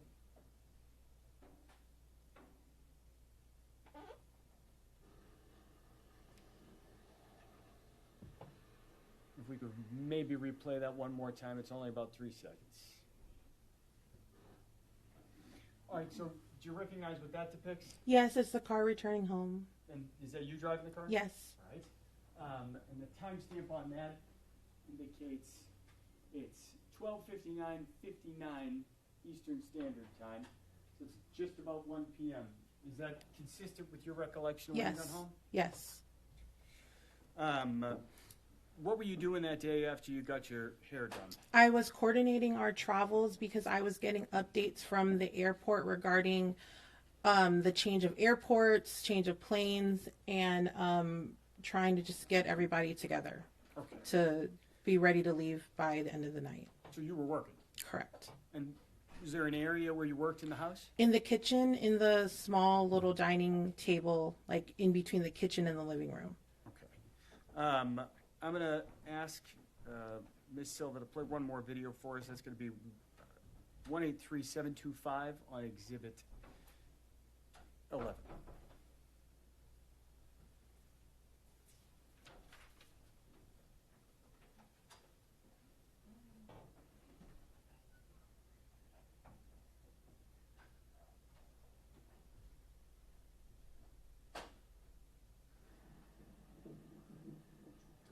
If we could try to replay that one more time as well. All right, so it looks like she's paused it here, a second into the frame. Do you recognize what's depicted in this video? It's the Maybach coming home. All right, is that Mr. Diggs? Yes. The timestamp on that looks like it says 15:38 and 51, so maybe 3:39, 3:40 p.m. Yes. Is that consistent with your recollection of when you got home? Yes. You said you were working that afternoon. Do you know where Mr. Diggs went in the house? He likely went to say hi to his brothers and then went straight upstairs to take a nap because it's the day after a game. Objection. Okay. Where were you sitting? I was probably walking around the house, either the kitchen, probably going up and down to the basement because I was probably doing laundry, just running around the house. Objection. Sustained. That response is stricken from the record. Jurors will disregard. So let me ask you, you mentioned that you remembered doing something with flights and getting to the airport. Correct. What is that? What do you mean? So, because one of the airports that we usually travel frequently at, the Norwood Airport, there's limitations on the planes, and especially if the weather is bad, they typically recommend that we fly into another airport, which was Bedford. Bedford, Massachusetts? Correct. So is that to say the weather was not great? Correct. December 2nd? Correct. That day, Mm-hmm. when you're making these phone calls, sending emails, doing whatever work you're doing to coordinate, you said you were downstairs. Mm-hmm. Did you see anybody else walking around downstairs during that afternoon? Mila was there, his brother was there, and his childhood best friend, and another friend was also arriving in, who had flown in to go to Miami with us. Okay. You said Mila was there. Did you see her that afternoon? Yes. What did she look like? She looked like she was going to work out. She had workout clothes on. She complimented on my hair. Just regular, just walking around the kitchen, probably around the house. Nothing out of the usual. Okay. That afternoon, did you, is that the only time you saw Miss Adams? You see her again as the Towards day went on? in the evening. Closer to the evening. So after dark? Yes, it was because it was getting dark at like 3 o'clock at that time. So by like 3:30, 4 o'clock, maybe closer to 4:30, it was like dark. Okay. And so sometime after that, you think you saw Miss Adams again? Yes, because I was sitting in the kitchen and she had asked me if I purchased her flight. The flight, was that a flight to Atlanta? Correct. And when you spoke to her that afternoon in the kitchen, did you observe anything on her face? No. Anything on her neck? No. Did you see any redness or swelling? No. Was she crying at all? No. What was she doing? She was walking around looking for a piece of a paper and a pen to write a card, to, I guess, write a note to him for his birthday gift. When you say to him, is that to Mr. Diggs? Correct. That's that November 29th birthday you just referenced? Yes. That afternoon, was there anything on Mr. Diggs' schedule? He had ozone therapy and massage. So is that a nurse who comes and does fluids? Yes. And a massage, you said? He has a massage therapist. What time were those appointments? I believe I told them both to come at 5. Do you remember if those individuals actually appeared at the house? Yes. Did they? I believe so. That afternoon, you said you purchased a flight for Mila Adams to Atlanta? Yes. Did you arrange to get her to the airport? Yes. What time did that happen? Probably in the 7 o'clock hour, because you have to be there an hour before checking in your bag, and it took about 45 minutes to get to the airport. So probably between 7 to 7:30. You think about 7:30? Yeah. And so, did she leave the house around 7:30? She should have left around before 7:30 to get to the airport on time, if she was checking in a bag. And you saw her prior to that, Yes. correct? Yes. So is it the encounter you had in the kitchen Yes. with the pen and the card, I think you mentioned? Yeah, she was running to go to his room to put it on, I guess, his gifts that she was giving him. Did you end up speaking to Mr. Diggs later that evening? Yes. And did you see any of those, the card or the presents that you Yes, there were 2 boxes on his bed from Chanel. One he had opened up and he put on after his massage, and we were getting ready to leave. I told him, we got to pack, we got to go, we got to make this flight. He put the beanie on. There was another box that was unopened, and then there was a green Post-it with whatever note she had on it telling for his birthday. All right. Prior to, speaking of Mr. Diggs, prior to arranging for Yes. Miss Adams' Uber, did you hear anything that afternoon? No. Any screams? No. Slam doors? No. Anything out of the ordinary? No. Do you know if Miss Adams cooked dinner that night? It was like a hot dog. It was like and there was like mustard on it, but it was like left on the counter and it was like dried up. And then in the room, it was like dried up. So there was like 2 that were made. Let me back you up on that. Do you know if she did cook dinner that night? She did. Where did she do that? In the kitchen. And what time did you see that? I just remember the food being like prepared Okay. already. And you mentioned it was a hot dog or something like Yeah, that? it was like a hot dog, or like, you know, like Auntie Anne's when they have like the pretzel dogs. It kind of looked like that, but it just looked dried up. Okay.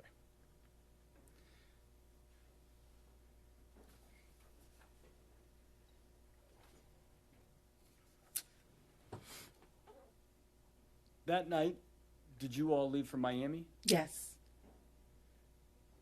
If I may have one moment.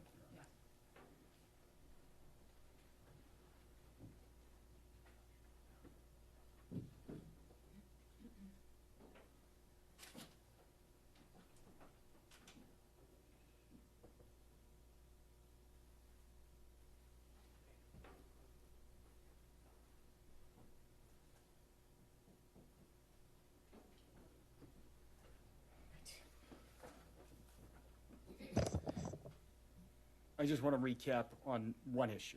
Okay. I think you said Miss Adams complimented your hair.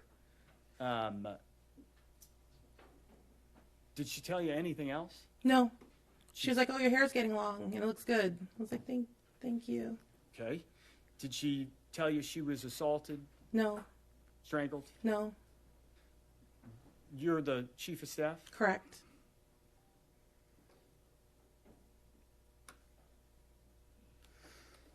I have no further questions. I'm over here, no part. Thank you. Good morning. And it's is it Sunny? Yes, that's my nickname. And that's is that SUNNYNIE? Is it? SUNNY and then SUNNI. Okay, so both ways. Right? Yes. Okay. So, right now you are the chief of staff. Is that right? Correct. And how long have you been Mr. Diggs' chief of staff? Since July 2023. And prior to that, what was your position? I manage his household, but it was part-time Where? in how long- Maryland. And how long did you do that? September 2022 up until July 2023. And prior to working for Mr. Diggs, what did you do? I have been an independent consultant. I have been a project manager, event producer, and I consulted for companies for almost at that time, since 2017. And right now, how much do you get paid by Mr. Diggs? I would say Overruled. Between 90 to 100,000 a year. And when you were, what was the term of the previous job? The house manager? Yes. Oh, how much did you get paid when you did that? I was on retainer for 5,000 a month. And you mentioned you went to Art Basel? Correct. And how long was that? That was from, we got there Tuesday evening up until the events were all the way through the weekend that Sunday. And what kind of events were there? There was a showcase of his furniture line, his birthday party, just, showcasing his new furniture line. But, and you went to these events? Yes. Did you have to pay for any of these events? No. Like physically? Like my own money? Yeah. No. And did you have food there? Yes. Did you have to pay for your food? Not with my own money. So. With my company card. Okay. So, yes. Thank you. You mentioned driving one of his cars. What car was that? It was his Porsche. Is it a nice car? Yes. How often do you drive that one? If I need to go run errands, if I need to do something, I will use the car as an insured driver. And when you say run errands, is that personal errands or errands for Mr. Diggs? Both. Okay. How often do you go on trips with the staff? As needed, specifically for business trips, more so. Okay. On December 2nd, you were at least at some point in the house, right? Correct. And you saw Ms. Adams? Yes. So she was there in the house? Yes. And you saw Mr. Diggs? Yes. So he was there in the house? Yes. Did you, was there any time that day where were you following Mr. Diggs the whole time? No. Were you following Miss Adams the whole time? No. So there a time when both of them were outside of your range of being able to see and yes. hear? Have you been to Miss Adams' room before? Not all the way inside, but I knew which room she was in. So you had not been inside that room before? Not when she occupied it, but when we did the walkthrough, I was. Okay, so when you were first looking at the house? Yes. But that day you were not in that room? No. Okay, so whatever could have happened in that room, you were unaware of anything that could have happened in that room? Correct. Your Honor. Sustained in that form.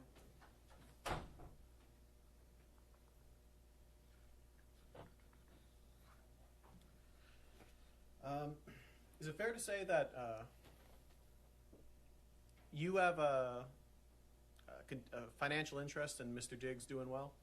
Your Honor. What does that mean? If he does well, do you do well? I think we collectively do well. So, yeah. Yeah, even outside of financially. Is he a good boss? Yes, he's great. Do you want to continue working for him? Yes. Nothing further. Anything else for your witness?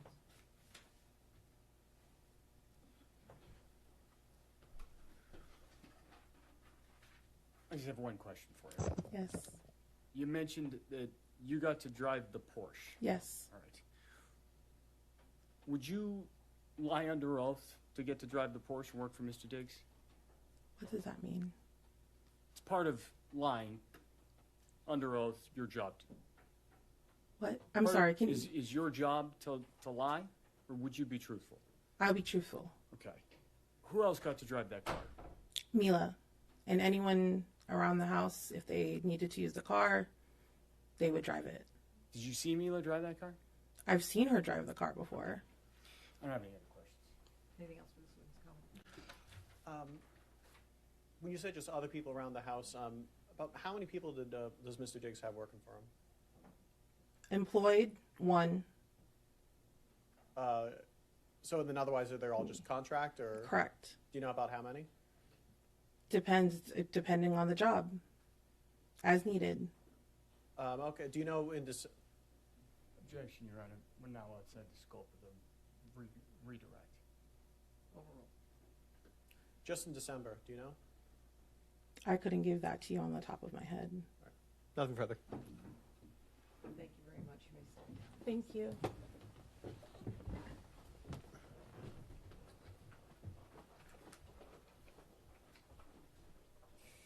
Defense calls Juliana Stratati.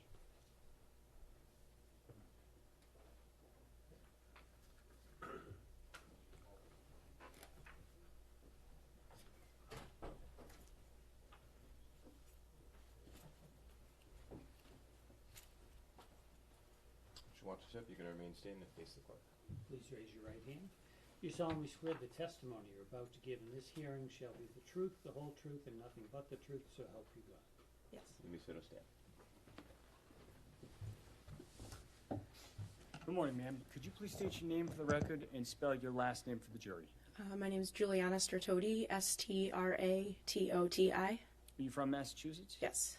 What do you do for work? I'm a registered nurse. Right. Where do you work?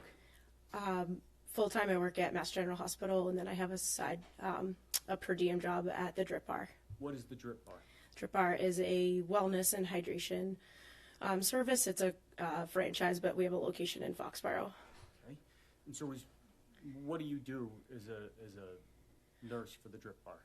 Provide like wellness services, hydration, like extra therapy for people that you don't get prescribed, like at a hospital or through your primary care physician.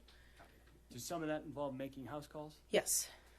On December 2nd, 2025, did you do some kind of treatment, a house call that afternoon? I did. And where was that? At Mr. Diggs's house. Right. And had you been to that house previously? I had. And that was at 7 Schoolmaster Street in Dedham, fair Yes. to say?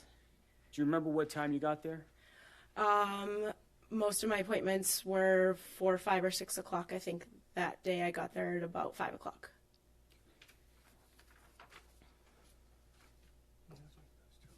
I may approach, Your Honor. Yes, right in.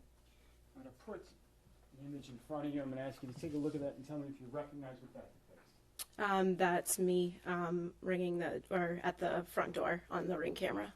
All right. And is that a fair and accurate depiction of you arriving at the house on December 2nd, 2025? Yes. I would move to admit as Exhibit 12. No objection, Your Honor. Thank you, be so marked. And I'm going to show you another photograph and ask you to take a look at that. That's me leaving the house on the Ring camera footage. All right. Is that a fair and accurate depiction of you walking out of that house in the afternoon of December 2nd, 2025? Yes. I would move to admit as Exhibit 13. No objection, Your Honor. Thank you, be so marked. 13.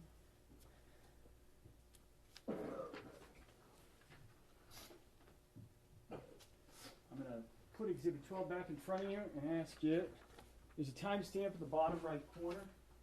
Your Honor, may we be seated in sidebar? Yes, of course.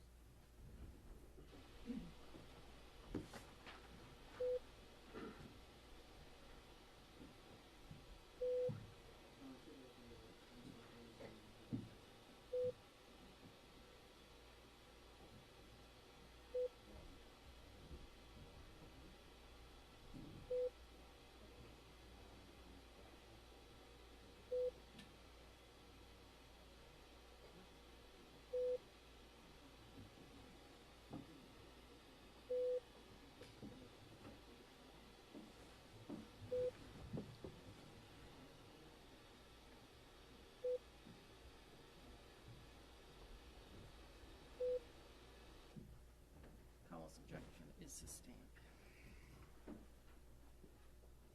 A moment ago, I think you described when your appointments routinely were. Do you recall what time you got to the house in Dedham that afternoon on December 2nd?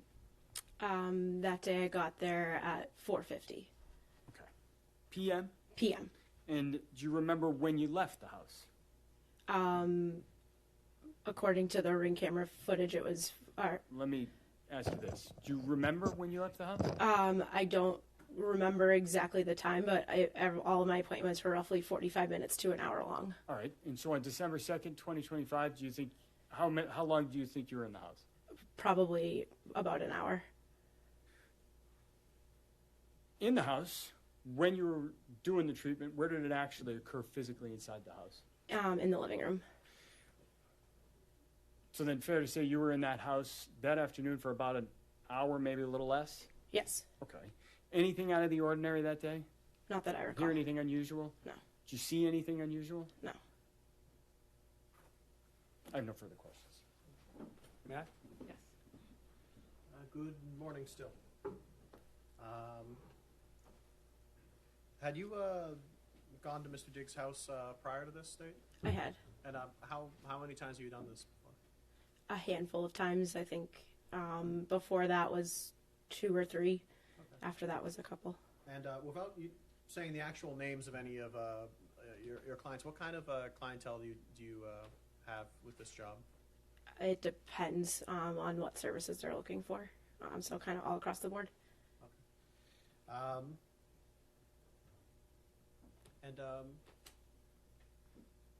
Your Honor, I have no further questions. Thank you, ma'am. You may step down. Thank you. County Defense calls Stephanie Anastasi.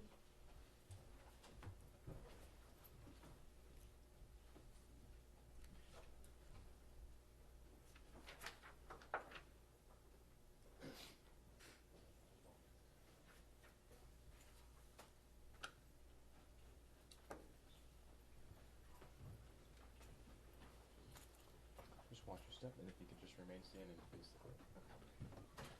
Please raise your right hand. Do you solemnly swear the testimony you're about to give in this hearing shall be the truth, the whole truth, and nothing but the truth, so help you God? Yes. You sit or stand, whichever you prefer.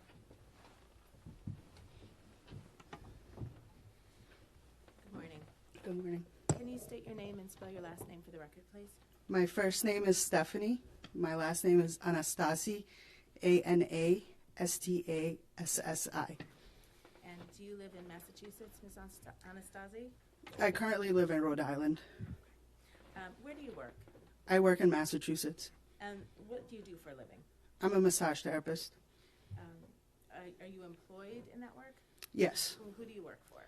The Right Touch Day Spa in Attleboro, Mass. All right. And you provide massage therapy treatment to clients? Is that Yes. right? And as part of your work, do you need to visit clients in their home? I do that separately on my own, on the side. I No, see. it doesn't have anything to do with where I work currently. Okay, all right. And as part of your work treating clients, are some of your clients professional athletes? Yes, sometimes. All right. And was one of your clients in December of 2025, Mr. Diggs? Yes. All right. And how did it come about that you were providing treatment for Mr. Diggs?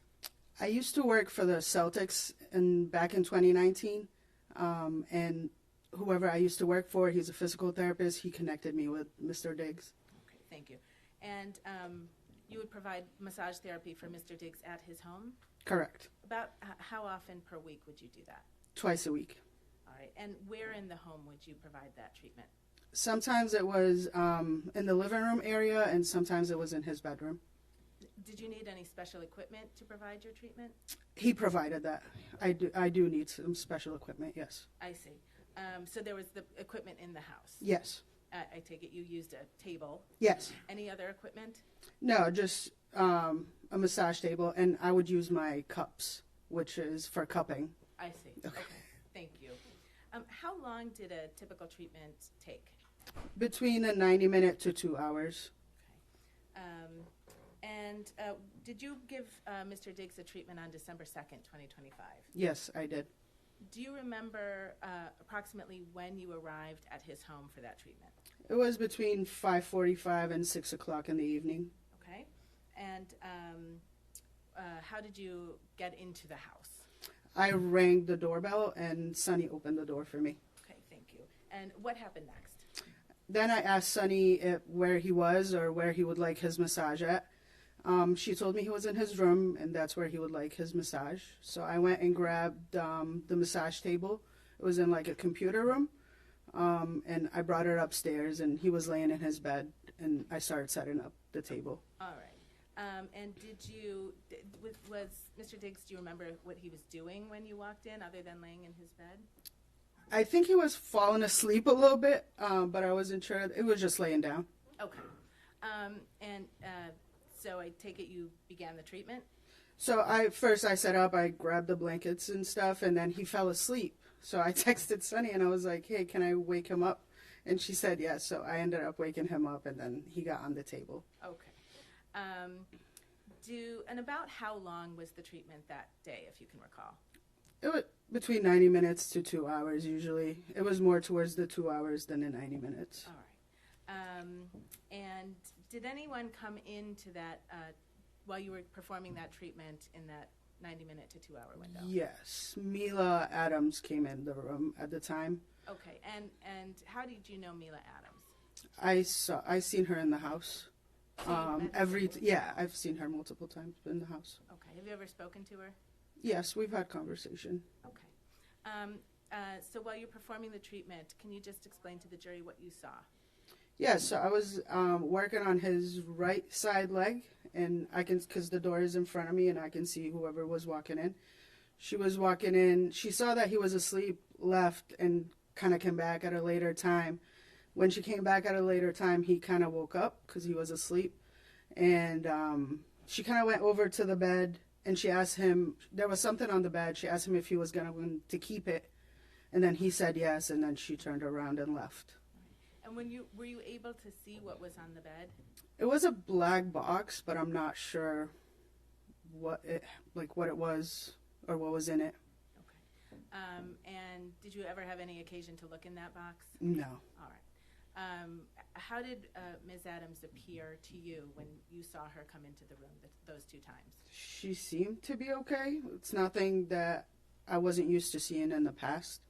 So she looked to your eyes the same as she had in the time past. you saw her? Yes. Okay.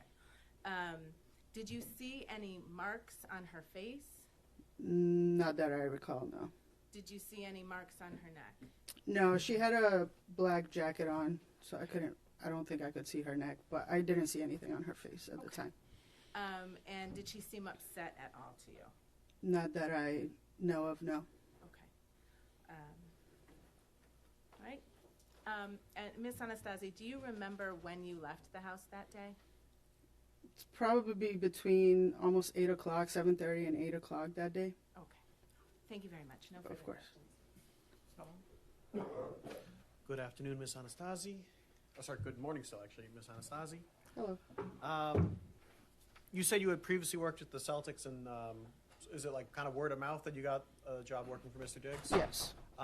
In your line of work, how important is word of mouth in order to find new clients? It's very important. And outside of just actual, I guess, technique and skill, is discretion and care of how you, because you're working with some high-profile people, is that also an important aspect to have? I don't understand the question. I'll withdraw it. Nothing further. Okay. All right, thank you so much, ma'am. You may step down.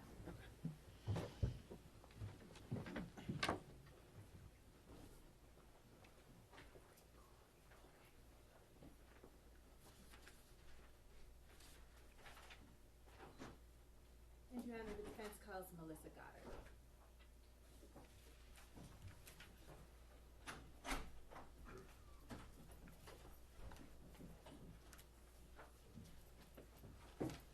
Just watch your step. Remain standing. You can face the car. Please raise your right hand. Do you solemnly swear the testimony you're about to give in this hearing shall be the truth, the whole truth, and nothing but the truth, so help you God? I do. You may sit or stand. Good morning. Good morning. Can you state your name and spell your last name for the record, please? Sure. Melissa Goddard, Goddard. Thank you. And what city do you live in? City and state, please. Boca Raton, Florida. Right. And are you employed? Yes, I am. Where are you employed? At PMG Private CFO. And what is PMG Private CFO? It's a boutique financial service company. So we do accounting, tax planning, tax prep, budgeting. We handle everything financial, data collection. And is one of your company's clients Steph Diggs? Yes, it is. Right. And do you work on Mr. Diggs' account? Yes, I'm his client manager. All right. And how long have you been the client manager for Mr. Diggs' account? Since November 13th, 2023. Okay. And can you just briefly describe how Mr. Diggs' account is structured? Sure. He has the personal side, which we call concierge, and the business side. So the personal side is his life personally, but because his person is a business, it transfers also over into businesses. And then he has several businesses that we operate. Can you just very briefly identify the different businesses that Sure. Diggs Deep LLC, which is for his name, image, and likeness. Liam Brands International, which is a clothing brand, CV Passem, which is a furniture brand, and Diggs Deep Foundation, which is his charity organization. And so those businesses that you just described, are those handled on the business side of his account? Correct. All right, and then there's a personal side or a concierge side to handle his business, to handle his personal expenses. Correct. Okay. And up until, starting before October 2025, so from 2023 to 2025 October, which side of his account did you handle? I handled daily business transactions for the most part. Okay. And did you have a different colleague to handle the personal kind of concierge side? Yes, the practical everyday concierge side we did. And would expenses for private staff be handled on the business side or the concierge side? The concierge side. Okay. And did something happen in the fall of 2025 that caused you to take over responsibility for the concierge side? Yes, we had an associate leave. Okay. So the associate left, and then were you responsible in the fall of 2025 for both the business and the concierge side? Yes. Okay. And did you have responsibility at that time for payments to Mr. Diggs's private chef? Beginning of November, yes. Okay. Beginning of November 2025? Correct. And do you recall, well, what did you do when you took over responsibility for those payments? I was notified at the beginning of November that the data collection program that we used was updated so that personal payments needed to be made. And one of them was for the chef, and I asked, catch me up. Does she have a contract? How do we pay her? Does she have a W-9? Does she have an NDA? Just general information, like, what do I do? And who are you talking to when you were getting this information? Sunny. And who is Sunny? Stefon's personal assistant. Okay. All right. Do you recall receiving an invoice from Ms. Adams on December 1st of 2025? Yes. And do you recall what that invoice was for? It was for 3 weeks of services in November and reimbursable expenses. Okay. What did you do with that invoice when you received it? I checked, immediately I knew that it was incorrect because I had paid her weekly for 2 of those weeks. So it raised a flag. I needed to figure out, had I made a mistake or had she made a mistake? And that caused me to look a little bit further into the reimbursable expenses. We're much more structured on the business side, so I usually audit those before paying them. Okay. So when the flag was raised and it caused you to look a little bit deeper, what did you do to look a little bit deeper? I pulled up every payment that we had made to her for the last 18 months, as far back as I could go. And then I went through every receipt and reimbursable that we paid her for the last 6 months at that time. Sorry. And at the conclusion, so would you describe that as a kind of an audit? Yeah. Okay. If you receive an invoice and it's incorrect, I want to know, is it our mistake or was it her mistake? So I wanted to make sure that we had paid her correctly. All right. And what did you learn from conducting your audit? That she had submitted receipts multiple times over the course of 6 months, the same receipt. That she had submitted reimbursements for packages sent that were paid by our Federal Express account for reimbursement, that we had overpaid her. And were you able to quantify the amount of money that she had been overpaid based on your audit? Yes. And how much money was that? I think the total was $2,500 and change at that time, with an additional $744 that maybe was legitimate. I couldn't substantiate because there wasn't a date on it, so that was more in a gray area. Okay. Did you ask Ms. Adams for more information about the money that she was seeking? Yes. How did you do that? I contacted Sunny and asked for her email. I gave my phone number, even my personal phone number, so that she could reach me, because sometimes they're in different time zones. I reached out to her twice. Okay. And did you ever hear back from her? No, she never responded. Did you tell Mr. Diggs what you had identified, at least from the audit that you conducted? Yes, he called me. We spoke about it on December 5th. All right. And what was his reaction? He's like, "Give me a report." And he had wanted to make sure that she was paid. And I told him I would get him a report, and he was fine. In the course of conducting your audit, or actually, strike that, did there come a time when you were aware that there was some paperwork not completed that you would have expected to be completed? At the beginning, when I took over, I asked for those things as, I think it was the beginning of December when the invoice didn't match what I had. You know, I'm buttoning things up. It's the end of fourth quarter. We're closing out the end of the year, so I wanted to make sure we had everything. So, you know, I was going through everybody's paperwork. But yes, it was about the beginning of December I realized we don't have her paperwork. All right. And did you do anything about that? Yeah, I had asked Sonny to, I had mentioned to Steph that I think we should get one. He said to coordinate with Sonny, which I did on December 4th. And I didn't receive anything, so I followed up with it as I normally would. And how did you follow up with it? I asked Sonny if she had collected it, and I emailed Mila asking for it.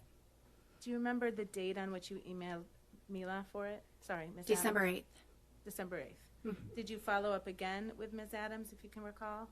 I did not, because Steph said not to worry about it. Okay.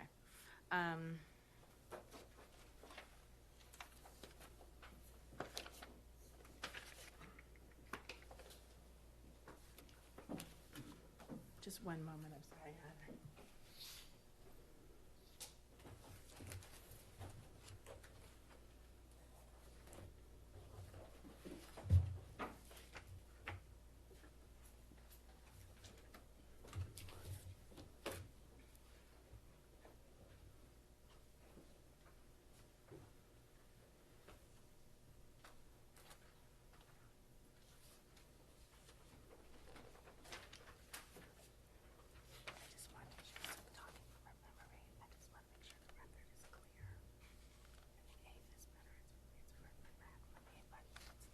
Oh, you want to refresh?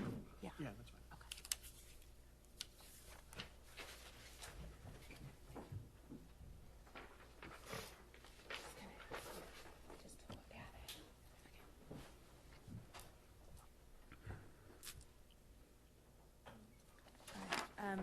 Ms. Goddard, you just testified that you followed up with Ms. Adams asking for the NDA on December 8th? Oh, I'm sorry, I was incorrect. It was December 13th. Okay, thank you. All right, no further questions, Your Honor. Counsel, care to inquire? Just briefly, good afternoon now. Ms. Goddard, have you ever been to Mr. Diggs' house in Dedham? No. No further questions. Thank you, ma'am. You may step down. Thank you.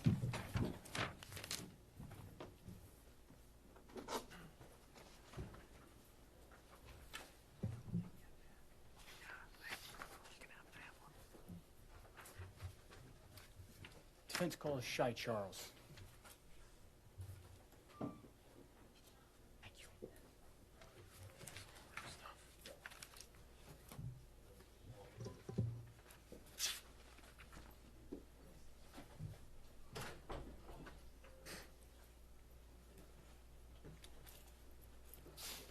Just watch your step and remain standing and face the front. Okay, thank you. Please raise your right hand. Do you solemnly swear the testimony you're about to give in this hearing shall be the truth, the whole truth, and nothing but the truth, so help you God? I do. You may sit or stand.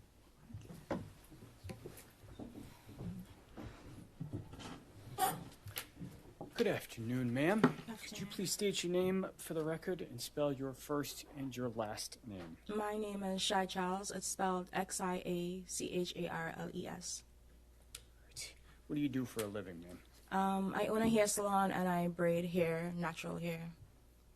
And where do you live? I live in Brooklyn, New York. you said you own a salon. Do you have an actual physical location? Yeah, I And do. is that down in the New York City area as well? Yes, it's in Crown Heights. How many clients do you have roughly? Too many to count. I have lots of clients. Okay. Is one of them Stefon Diggs? Yes, it is. How do you know Mr. Diggs? I started doing his hair when he played for the Buffalo Bills. Do you know how many years ago that was? I'm not good with dates, but whenever he last played for the Buffalo Bills. Okay. Yeah. When you actually do Mr. Diggs's hair, how long does that process actually take? I'd estimate probably about 3 to 5 hours, anywhere between that. Yeah. And where have you done Mr. Diggs's hair? At his house. He travels a lot for work, so wherever he needs me to do his hair, I go. Is that true of other clients you have as well? Yeah.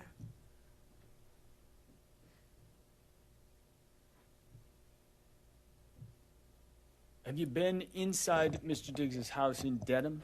Yes, I have. All right. Do you know when he lived there? I don't know when he occupied the space, but I could tell you the first time I went there to do his hair. When was that? It was when the season started with the Patriots, probably about July, September, around that time last year. So that'd be 2025? Yeah. Okay. And had you been in Mr. Diggs's and other clients' house to do their hair previously? Yeah, I have lots of celebrity clients, and obviously they wouldn't want to come to the salon, so I go to them. So wherever they're at, I go meet them there, whether it's a hotel, their house, wherever. All right, so it sounds like September or July, fall of last year was the first time you were in Mr. Diggs's home in Dedham, but not the first time previously. Yeah, first time in Dedham, but not like elsewhere at his house. Wherever he lived before that, I would go. Got it. And having done that, did you meet some of the people who were normally around? Yes. Do you know a person named Sonny? Yes. Who's that? His assistant. Right.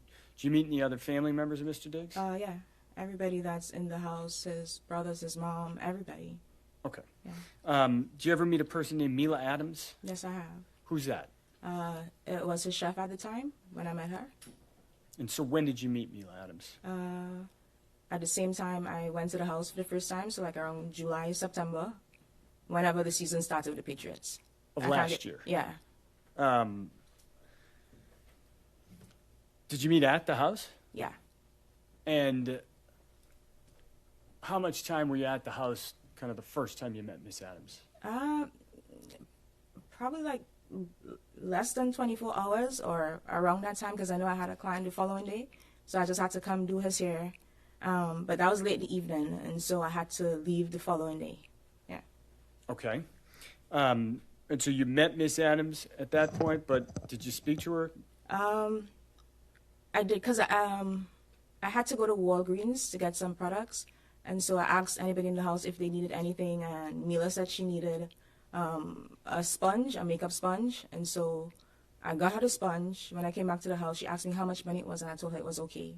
And that's the first interaction we had. Okay. Yeah. Do you have any other further interaction with Miss Adams after that kind of initial 24-hour stay? Yeah, when I came back to the house. When was that? I can't give you an exact date, but I could like estimate. So probably within 2 weeks, because he'll do his hair like every 2 to 3 weeks. So about 2, maybe 3 weeks later? Yeah. You went back to the house in Dedham? Yeah. Was Miss Adams at the house in Dedham at that point? Yeah. And so, did you speak more to her when you went back the second time? Yeah. So, can we go back? Because even after, because I don't. No, wanna... I'm sorry. Just okay. I apologize, Yeah. Miss Charles. But yeah. did you speak to Miss Adams again that second time yeah, you went back I did. to the house? Yeah, we spoke more. Yeah. All right.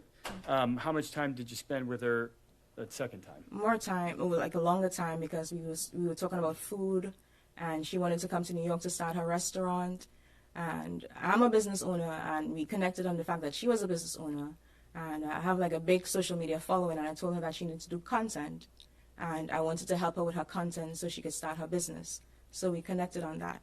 Did you end up helping her Yeah. with content? Yeah.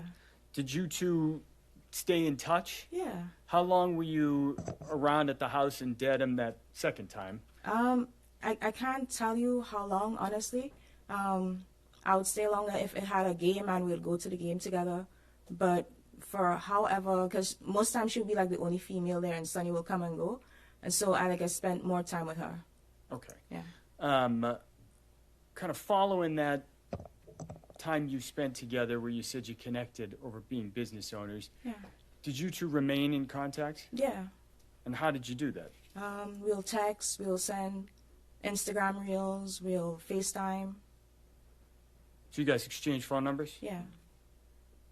How much did you talk, you think, in the following weeks and months that fall? A lot, because a lot. We talk about business, we'll gossip, we girls, so yeah.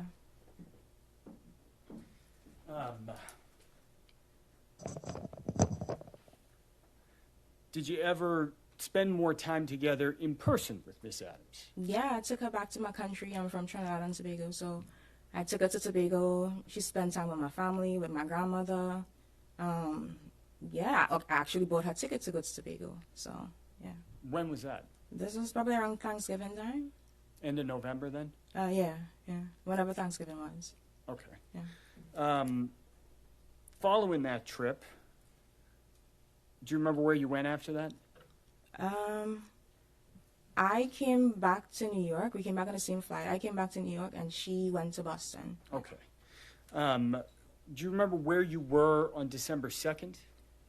Yeah, actually, I was in Target, like late evening. What were you doing in Target? I was shopping for ingredients because I was spending too much money on Ubers, so I was buying ingredients to cook, like groceries. You're buying groceries at Target? Yeah.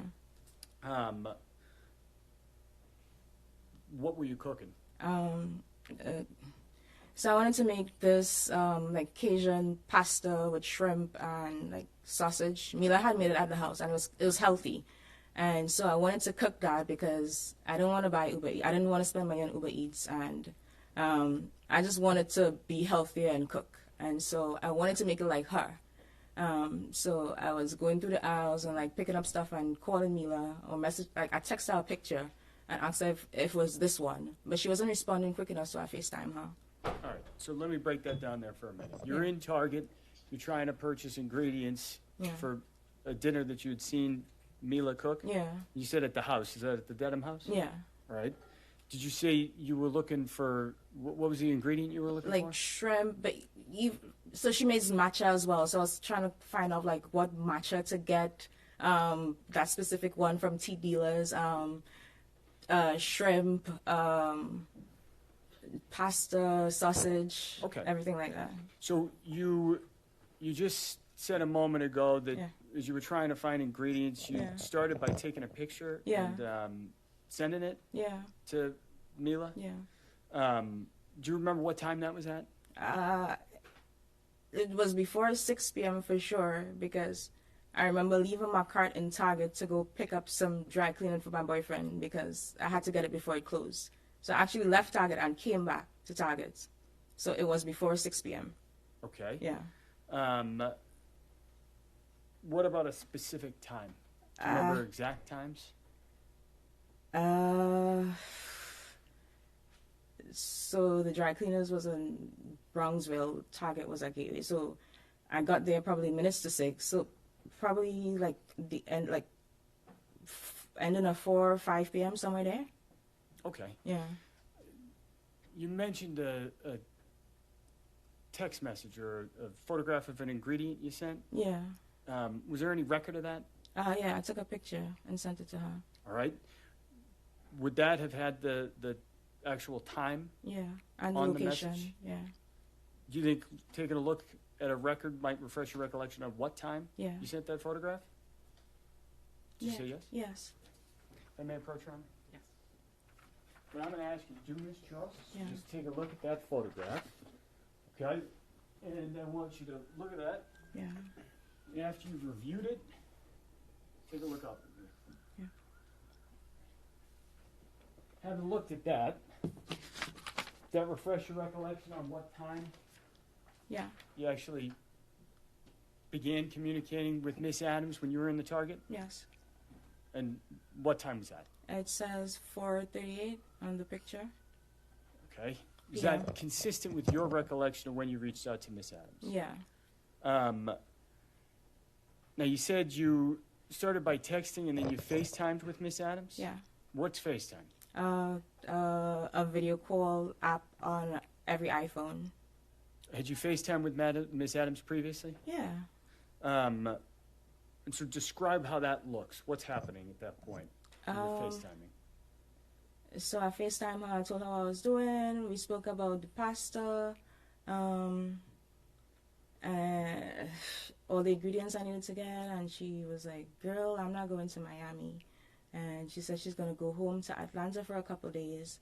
Then she's going to come to New York. Well, she's going to go home to Atlanta, but she's going to stop off in New York for a couple of days. All right, let me actually stop you there. I apologize, Miss Charles. It was not a specific question. So you said you're in Target while this conversation is happening? Yeah. Okay. Could you see where Miss Adams was? Yeah. Where was she? She was in the kitchen. Kitchen of what? Of the denim house. And how do you know that? Because I've been there before, so I know the layout of the house. And the faucet was running, and I could see the island in the background. Okay.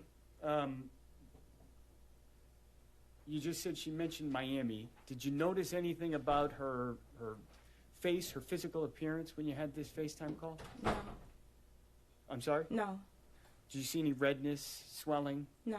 Was she flush? No. Was she teary-eyed? No. Were there any bruises on her? No. You started to talk a little bit about places she said she was going. Yeah. Did you end up actually seeing Miss Adams that day? Yeah, because following that conversation? Yeah. All right. She said where was that?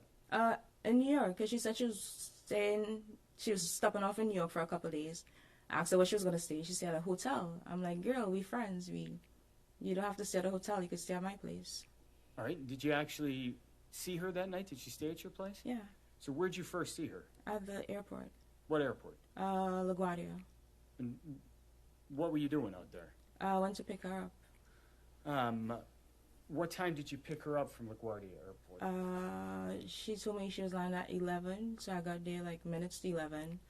I had to wait because I think her flight was delayed. Yeah, her flight was delayed. So I waited there for like 45 minutes. And so, did you end up seeing Miss Adams? Did she actually get in your car? Yeah. You picked her up from LaGuardia Airport? When she got in your car, did you notice anything out of the ordinary?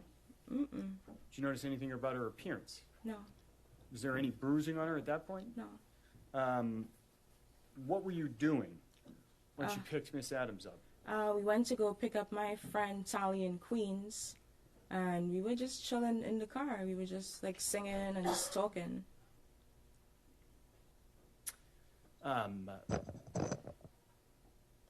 Anything out of the ordinary about either Miss Adams or your friend Tolly's demeanor? No. What's your friend Tolly's name? If you know? Her name is Natalia Moses. Okay. Your car, what kind of car do you drive? Mercedes-Benz GLE 63S. Is there any kind of aftermarket systems that's equipped with? It parks for itself. Let me ask you this. Does your car have video? Yeah, well, I install dash cam in my car. All right, you put the dash cam in. That didn't come with the car itself? No. Got it. What I'm going to ask is if we could pull up video 2, I believe, from what has been marked exhibit number 5.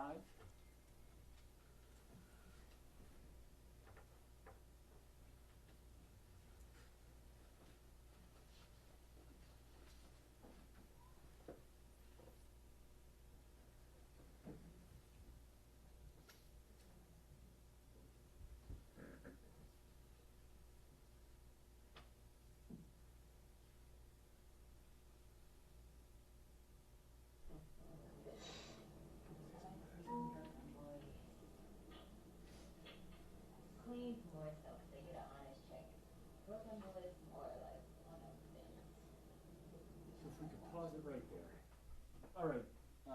So this is actually, for the record, the first video in exhibit number 5, Mr. Charles. Looking at this, we've played 14 seconds. Do you recognize what we're looking at? Yes. What is that? That's me in my car. Dash cam video. All right. And that video, does that fairly accurately represent kind of the drive you guys had? Yeah. All right. There's a timestamp down here at the bottom. It says 11:48 and 18 seconds p.m. Yeah. Is that consistent with your recollection of kind of after you had picked Mila up from the airport? Yeah. What I'm going to ask Ms. Silva to do is go to the next video down on that list.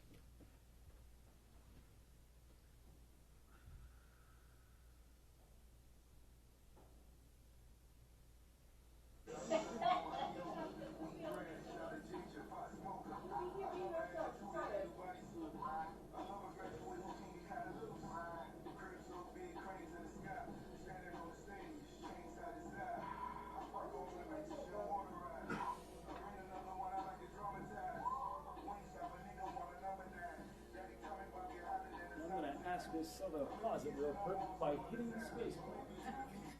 Thank you. So, looking at video number 2, it looks like the timestamp on the bottom says December 3rd, 24 minutes. Yeah. Watching that video, what are we seeing in the video? We were listening to Cranes in the Sky by Solange, and we were just talking about what the song was about. Got it. Yeah. So when you say there, we, who is we? My friend Natalia Moses and Mila Adams in the car. All right, so where we paused it, it's a little hard to see, but is your testimony that Miss Moses was in the car? Yeah. Who's in the front seat here? Mila Adams. And so was Miss Moses in the back seat of your car? Yes. Okay. What did the three of you do that night? We went to Jersey. I have a house in Jersey City, so we went to Jersey City. And what did you do? Drink, eat wings, and watch TV, just chill. All right. Did you end up staying or sleeping in Jersey City, or did you sleep somewhere else? No, I went back to my apartment in Brooklyn. Who went back to your apartment in Brooklyn? Me, Tally, and Mila. And what time do you think you got back? I estimate probably like 3, 4 a.m. in the morning. All right, so early in the morning? Yeah. That entire time span that we're talking about there is your description of what you just did, eat, drink, have some wings and hang out. Is that a fair description of what you did that night? Yeah. All right. Where'd you sleep that night? I slept on the couch downstairs, and Mila and Tally slept upstairs in my bedroom. Okay. Do you remember how long Miss Adams ended up staying at your house? Probably like a week, a little over a week. All right. That night in Jersey City and back at your apartment in Brooklyn, do you have the opportunity to observe Miss Adams? Probably the morning we got up. Yeah, because we girls, so we get dressed in front of each other, so yeah, the day of. Okay. Yeah. So when you say you get dressed in front of each other, yeah, did you actually see Miss Adams without clothes on as you were getting dressed? With a towel on. Okay. Yeah. Did you observe any bruising, redness on No. her neck or chest? No. Did you observe anything on her face? No. I'm going to ask Ms. Silva if we can actually play the third video.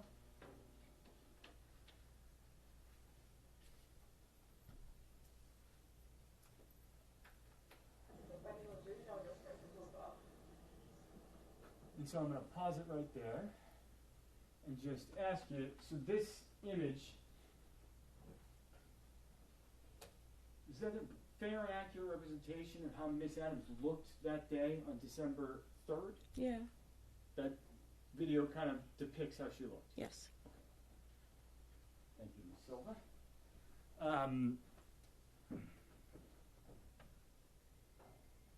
Anytime the day of December 3rd, did you notice bruising developing, redness, any kind of physical marks on Miss Adams? No. On December 4th, 5th, 6th, did you notice any of that? No. Did Miss Adams ever tell you that she had been assaulted or strangled? No. Did she ever mention any kind of an attack? No.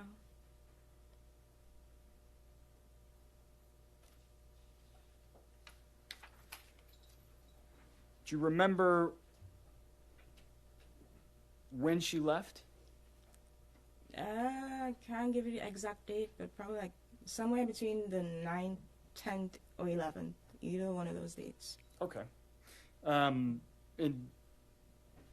after Miss Adams left, actually, let me back up. Strike that. So if she got there on December 2nd, and she left on the 9th, 10th, or 11th, this is fair to say she was down there for a week, maybe a little bit more? Yeah. All right. After she left, did you see her again? Yeah, I saw her afterwards. Soon afterwards? Where was that? In Boston. And in Boston, where were you? Where was I in Boston? Yeah. At the house. In Dedham. Oh, apologies. Yeah. I understand. So you saw her again at the house in Dedham? Yeah. And when was that? Probably the 13th. Yeah, the 12th or the 13th, because I had to go do his hair. Okay. Yeah. What was there some sort of time-sensitive pressure about doing his hair? Because he had to leave to go to Miami, so I had to go do his hair. Yeah. Okay. I had to do his hair. Probably had a game. He probably had a game. Okay. Yeah. So let me back you up. Miss Adams leaves New York. Yeah. 9, 10, 11. Yeah. And your testimony was that you think it was on the 13th. You saw her again? Yeah, either 12, 13, 14, somewhere there. I'm not good with dates. Okay. Yeah. And that was at the house in Dedham. All right. Yeah. What were you doing in the house in Dedham? I had to do his hair. Who was in the house in Dedham? His mom, Mila, me. I think Marshawn was there. Yeah. Yeah, that's where I can remember being in the house. Okay. Did you do Mr. Diggs' hair that day? Yeah. What time of day? It was late evening. In the evening then? Yeah. Is that what you said? Yeah. How long did doing his hair take? Between 3 and 5 hours. And so, do you remember when you finished doing his hair roughly? It was late that night. Yeah, like probably 10, 11, somewhere there. What did you do after you finished doing Mr. Diggs' hair that night? I slept on the couch because I had a flight 6 a.m. that morning. 6 a.m. the following morning or that morning? So I did his hair the night. I stayed downstairs on the couch. I was laying on the couch on my phone. I stayed down there because I had a flight early the next morning. Got it. Yeah. When you were down on the couch, what happened? Like later into the night, Mila came downstairs and she was just talking about stuff that happened earlier in the day. All right. Let me back you up there for a moment. Did you see anything unusual on the evening of December 13th when you were doing Mr. Diggs' hair? Yeah, so I was behind the couch. He was on the couch with Miss Stephanie.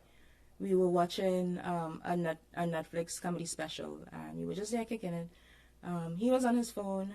Mila was in the back of us, like in a little dining area. She was on her phone, and she shouts over to him, "Yo, Steph, when am I gonna get my money?" And he responds, "I think you spoke to the accountant." And her demeanor changed, his demeanor kind of changed, but I wasn't paying any attention to it. I was just doing my job.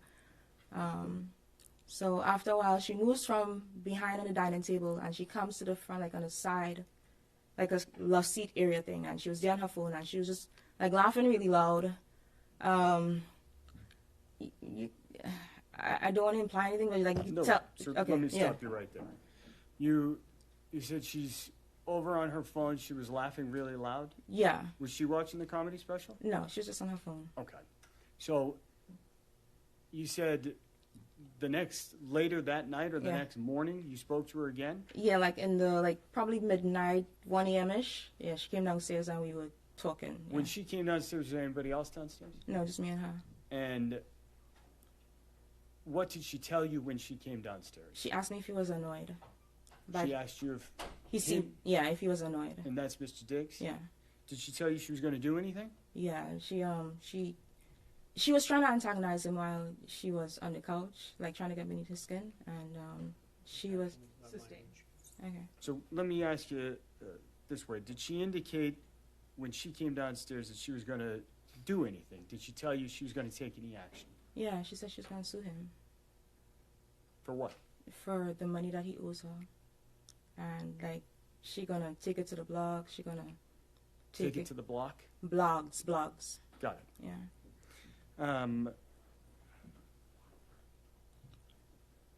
It was like an hour-long conversation, so it was a lot. Hang on, So. man. Let me start with her. Oh, sorry. So, do you remember her saying that she was going to make him pay? Yeah. Do you remember her saying anything about a hostile work environment? Yeah. Let me have one moment, Your Honor. Yeah.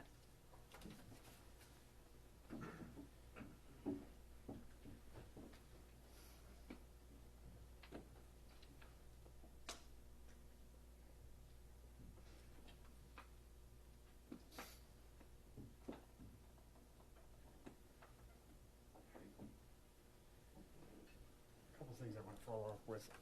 Miss Charles. Did Miss Adams, prior to her coming down that night, 1 a.m., and having this conversation with you, did she tell you that she had been assaulted? Did you heard anything about a strangulation and No. assault? No. That night, when she was talking about the suing Mr. Diggs, Yeah. did she say that she had been assaulted? No. I want to back up down to kind of early in your testimony. You said you have a dash camera in your car. Mhm. How long have you had that? Probably a little after my birthday, which is September. So, yeah. Probably end of September, beginning of October. Okay, why do you have that? Because people are scamming in your insurance fraud. Like they hit your car, they see you have a nice car, and they try to get money out of you. In New York, you said? Yeah. I don't have any further questions. Caldwell, care to inquire? Good afternoon, Ms. Charles. Afternoon. So you've been doing Mr. Diggs' hair, you said every 2 to 3 weeks? Yeah. For how long? So I started doing his hair when he was at the Buffalo Bills, and then last year, like a little before the Met Gala last year, is when like I started doing it consistently. Okay, so for more than 1 year you've been doing it, or? Yeah. And that's you said like a 3 to 5 hour appointment every 2 to 3 weeks. How much do you get paid when you do that? It depends on the style that I do. It could range from $600 to probably $1,500. And you said that sometimes you go to the games afterwards. Yeah. How many times has that happened? I went twice when I was in Dedham, once in New York, and once at the Super Bowl. And you also said that at least on one occasion you slept over his house. Did you sleep over his house often, or? No. When did you meet Ms. Adams? Probably August, September. So at the time when she went to New York, you'd known her for 2-3 months, something like that? Probably, yeah. And you'd known him for over a year? Yeah. And you'd seen him every 2 to 3 weeks for 3 to 5 hours? Yeah. So is it fair to say you knew him better than you knew her?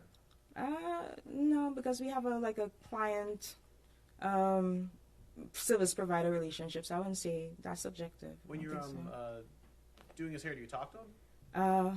I keep it professional, so just how's the game, stuff like that, nothing in his personal life.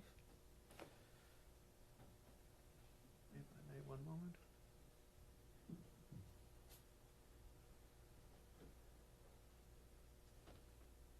Nothing further. All right, thank you so much, Ms. Charles. Thank you.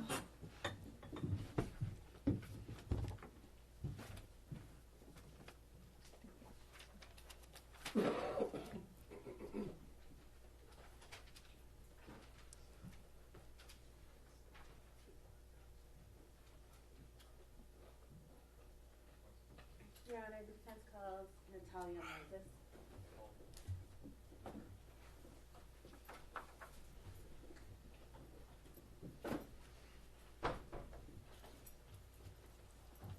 Just watch your step, and then you can remain standing facing the Please raise your right hand.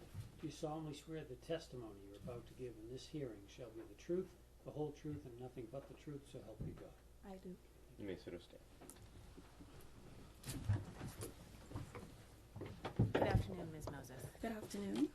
Can you state your name and spell your last name for the record, please? Sure, my name is Natalia Moses, Moses. All right, and I'll just ask you to keep your voice up a little bit so that everyone in the court can hear. Sure. Do you also go by a nickname? Yes, Tali. Tali is your nickname? Yes. Where do you live? I live in Brooklyn, New York, and I've just moved. I live in Florida. I go between Brooklyn and Florida as I have a business in Florida as well. Okay, and what do you do for a living? I'm a hairstylist.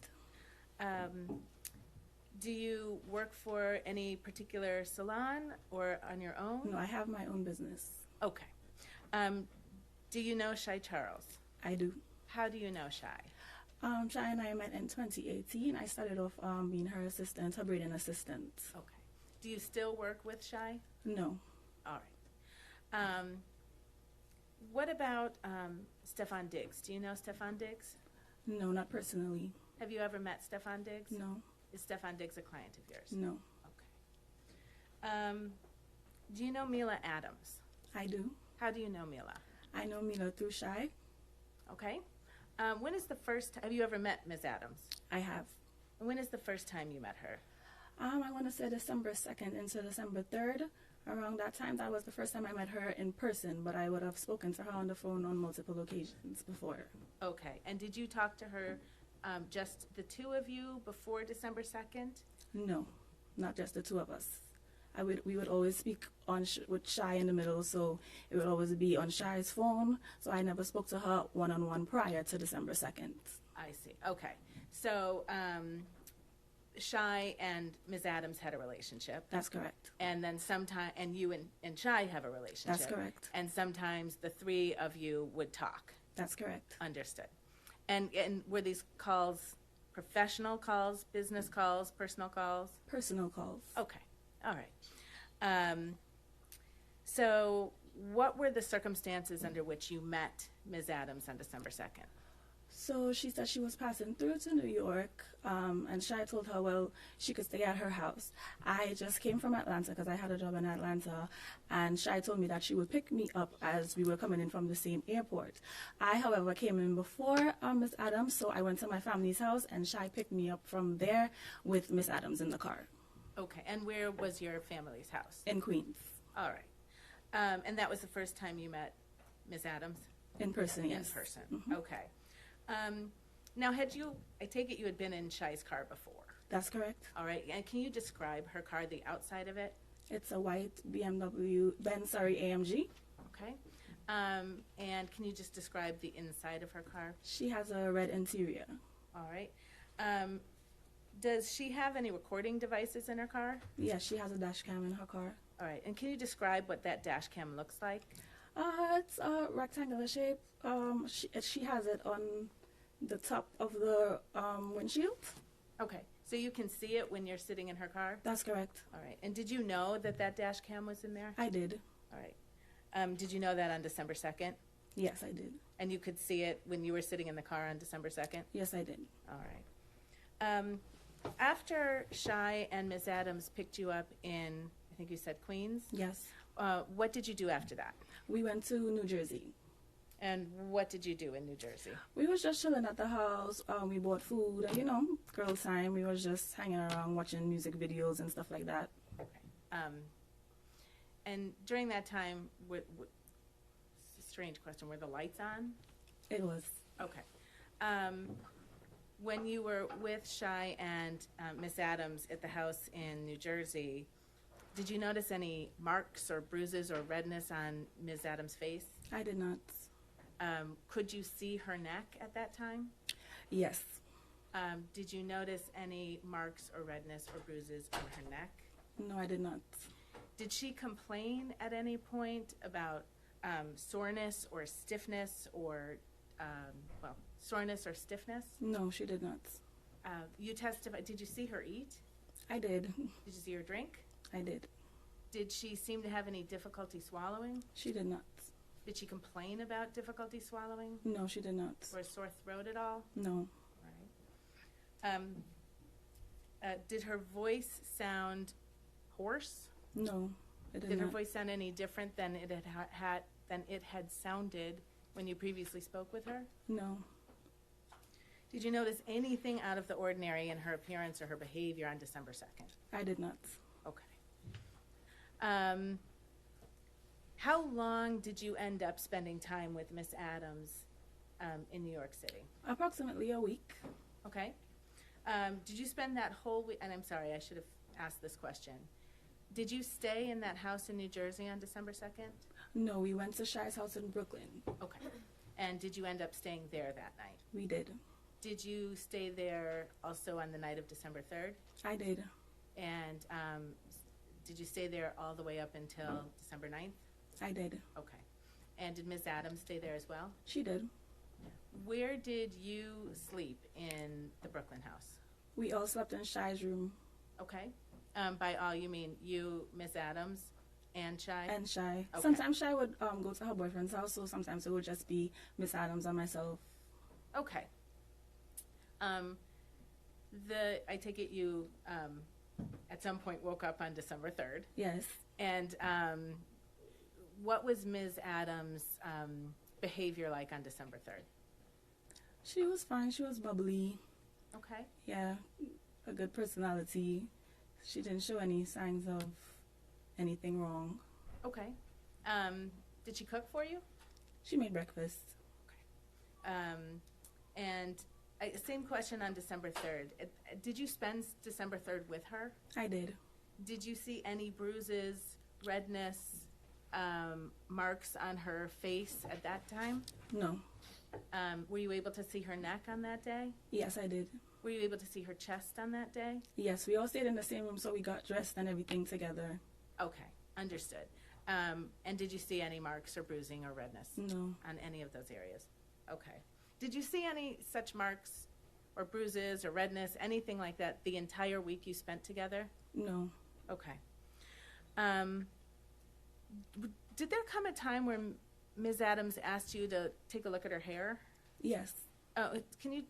What was that? How did that come about? So I was supposed to do her hair. So a stylist, I would analyze her hair. I would lift it up just to see if, the style that we was going to do. I was trying to decide on the style that we was going to do. So I did have close-up view to her neck and her hair.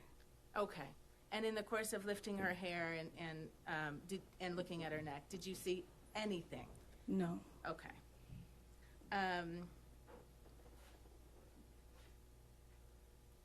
Do you remember taking a couple of videos of Ms. Adams while you were together in New York? Yes, I do. Do you remember approximately when that was? Possibly December 7th or 8th, around that time. Okay. And I will ask Mr. Kettlewell to very smoothly play Exhibit 8, please.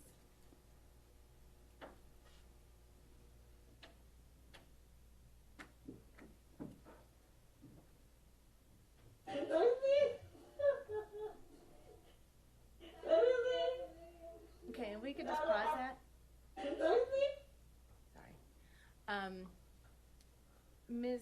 Moses, is this one of the videos that you took of Ms. Adams? Yes, it is. All right, and can you just describe where you are? We were in Shire's room there, and we were just goofing around, listening to music and dancing and stuff. Okay. And then if you could just complete that video, please.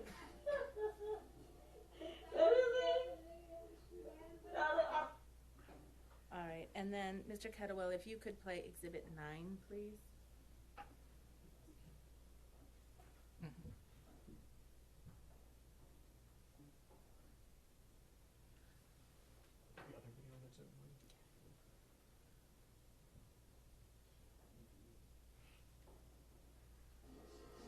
And can you just hit pause for a second? Thank you. Is this the other video that you took of Ms. Adams? Yes, it is. And that was on that trip in New York? Yes, it is. Between December 2nd and December 9th? Yes. Okay. And was this close in time to the first video? Yes. Okay. All right. Mr. Kettlewell, if you could keep playing. Hey, hey, hey, hey.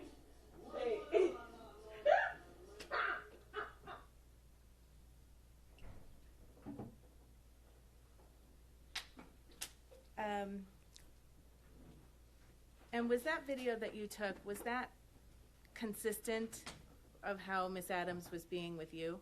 Yes. Okay. Did anyone ask you to take that video? No.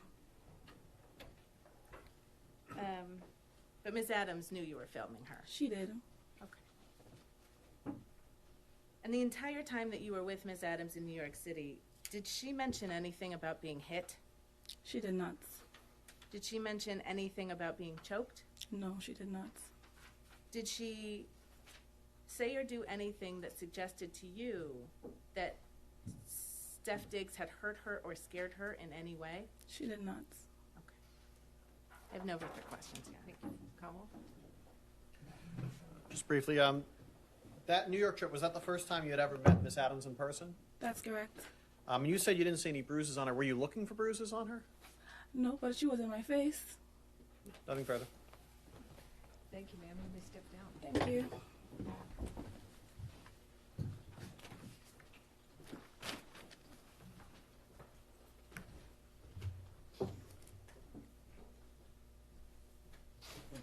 Defense rests. It has to be heard. All right, Sorry. defense rest.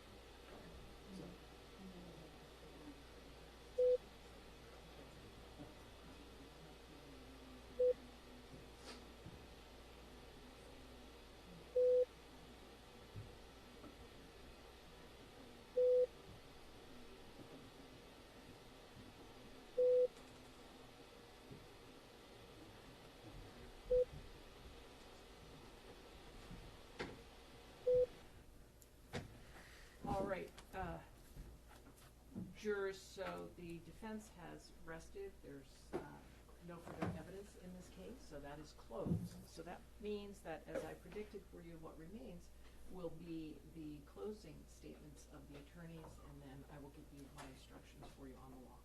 What we're going to do is we're going to suspend for the luncheon recess, and we will resume at 2 o'clock with all of that, okay? So there should be, your lunch order should be ready, hopefully, and we'll see you back here in a little over an hour. All right, thank you. All rise, jurors can step down, please.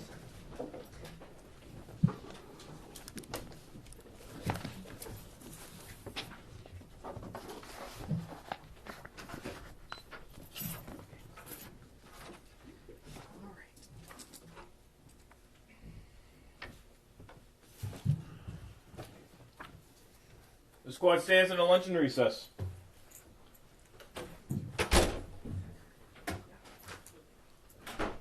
Counsel. Counsel, if I could just get the flash drive. Yes. Sure. Yeah. Thank you.